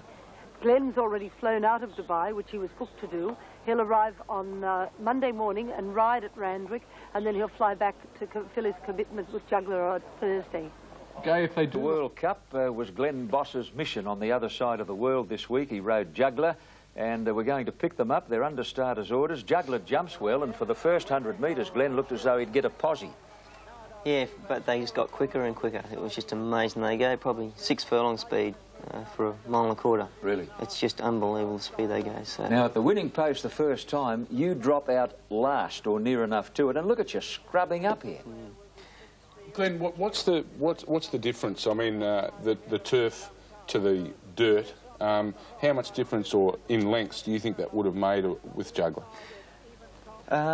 Would it have put him in the finish if it was on turf? Yeah, I think turf would have made a hell of a difference, because he never got travelling, and as you see, he's all at sea. But I spoke to a lot of the international riders, and they all said they can trial on it and work on it nicely, but under race conditions it's completely different. Just that extra 20% they've got to put in, oh, yeah. They find it a bit pressure, harder. You know, yeah. Nasty fall on the turn, Glenn. 2 horses came down. You were nowhere near that?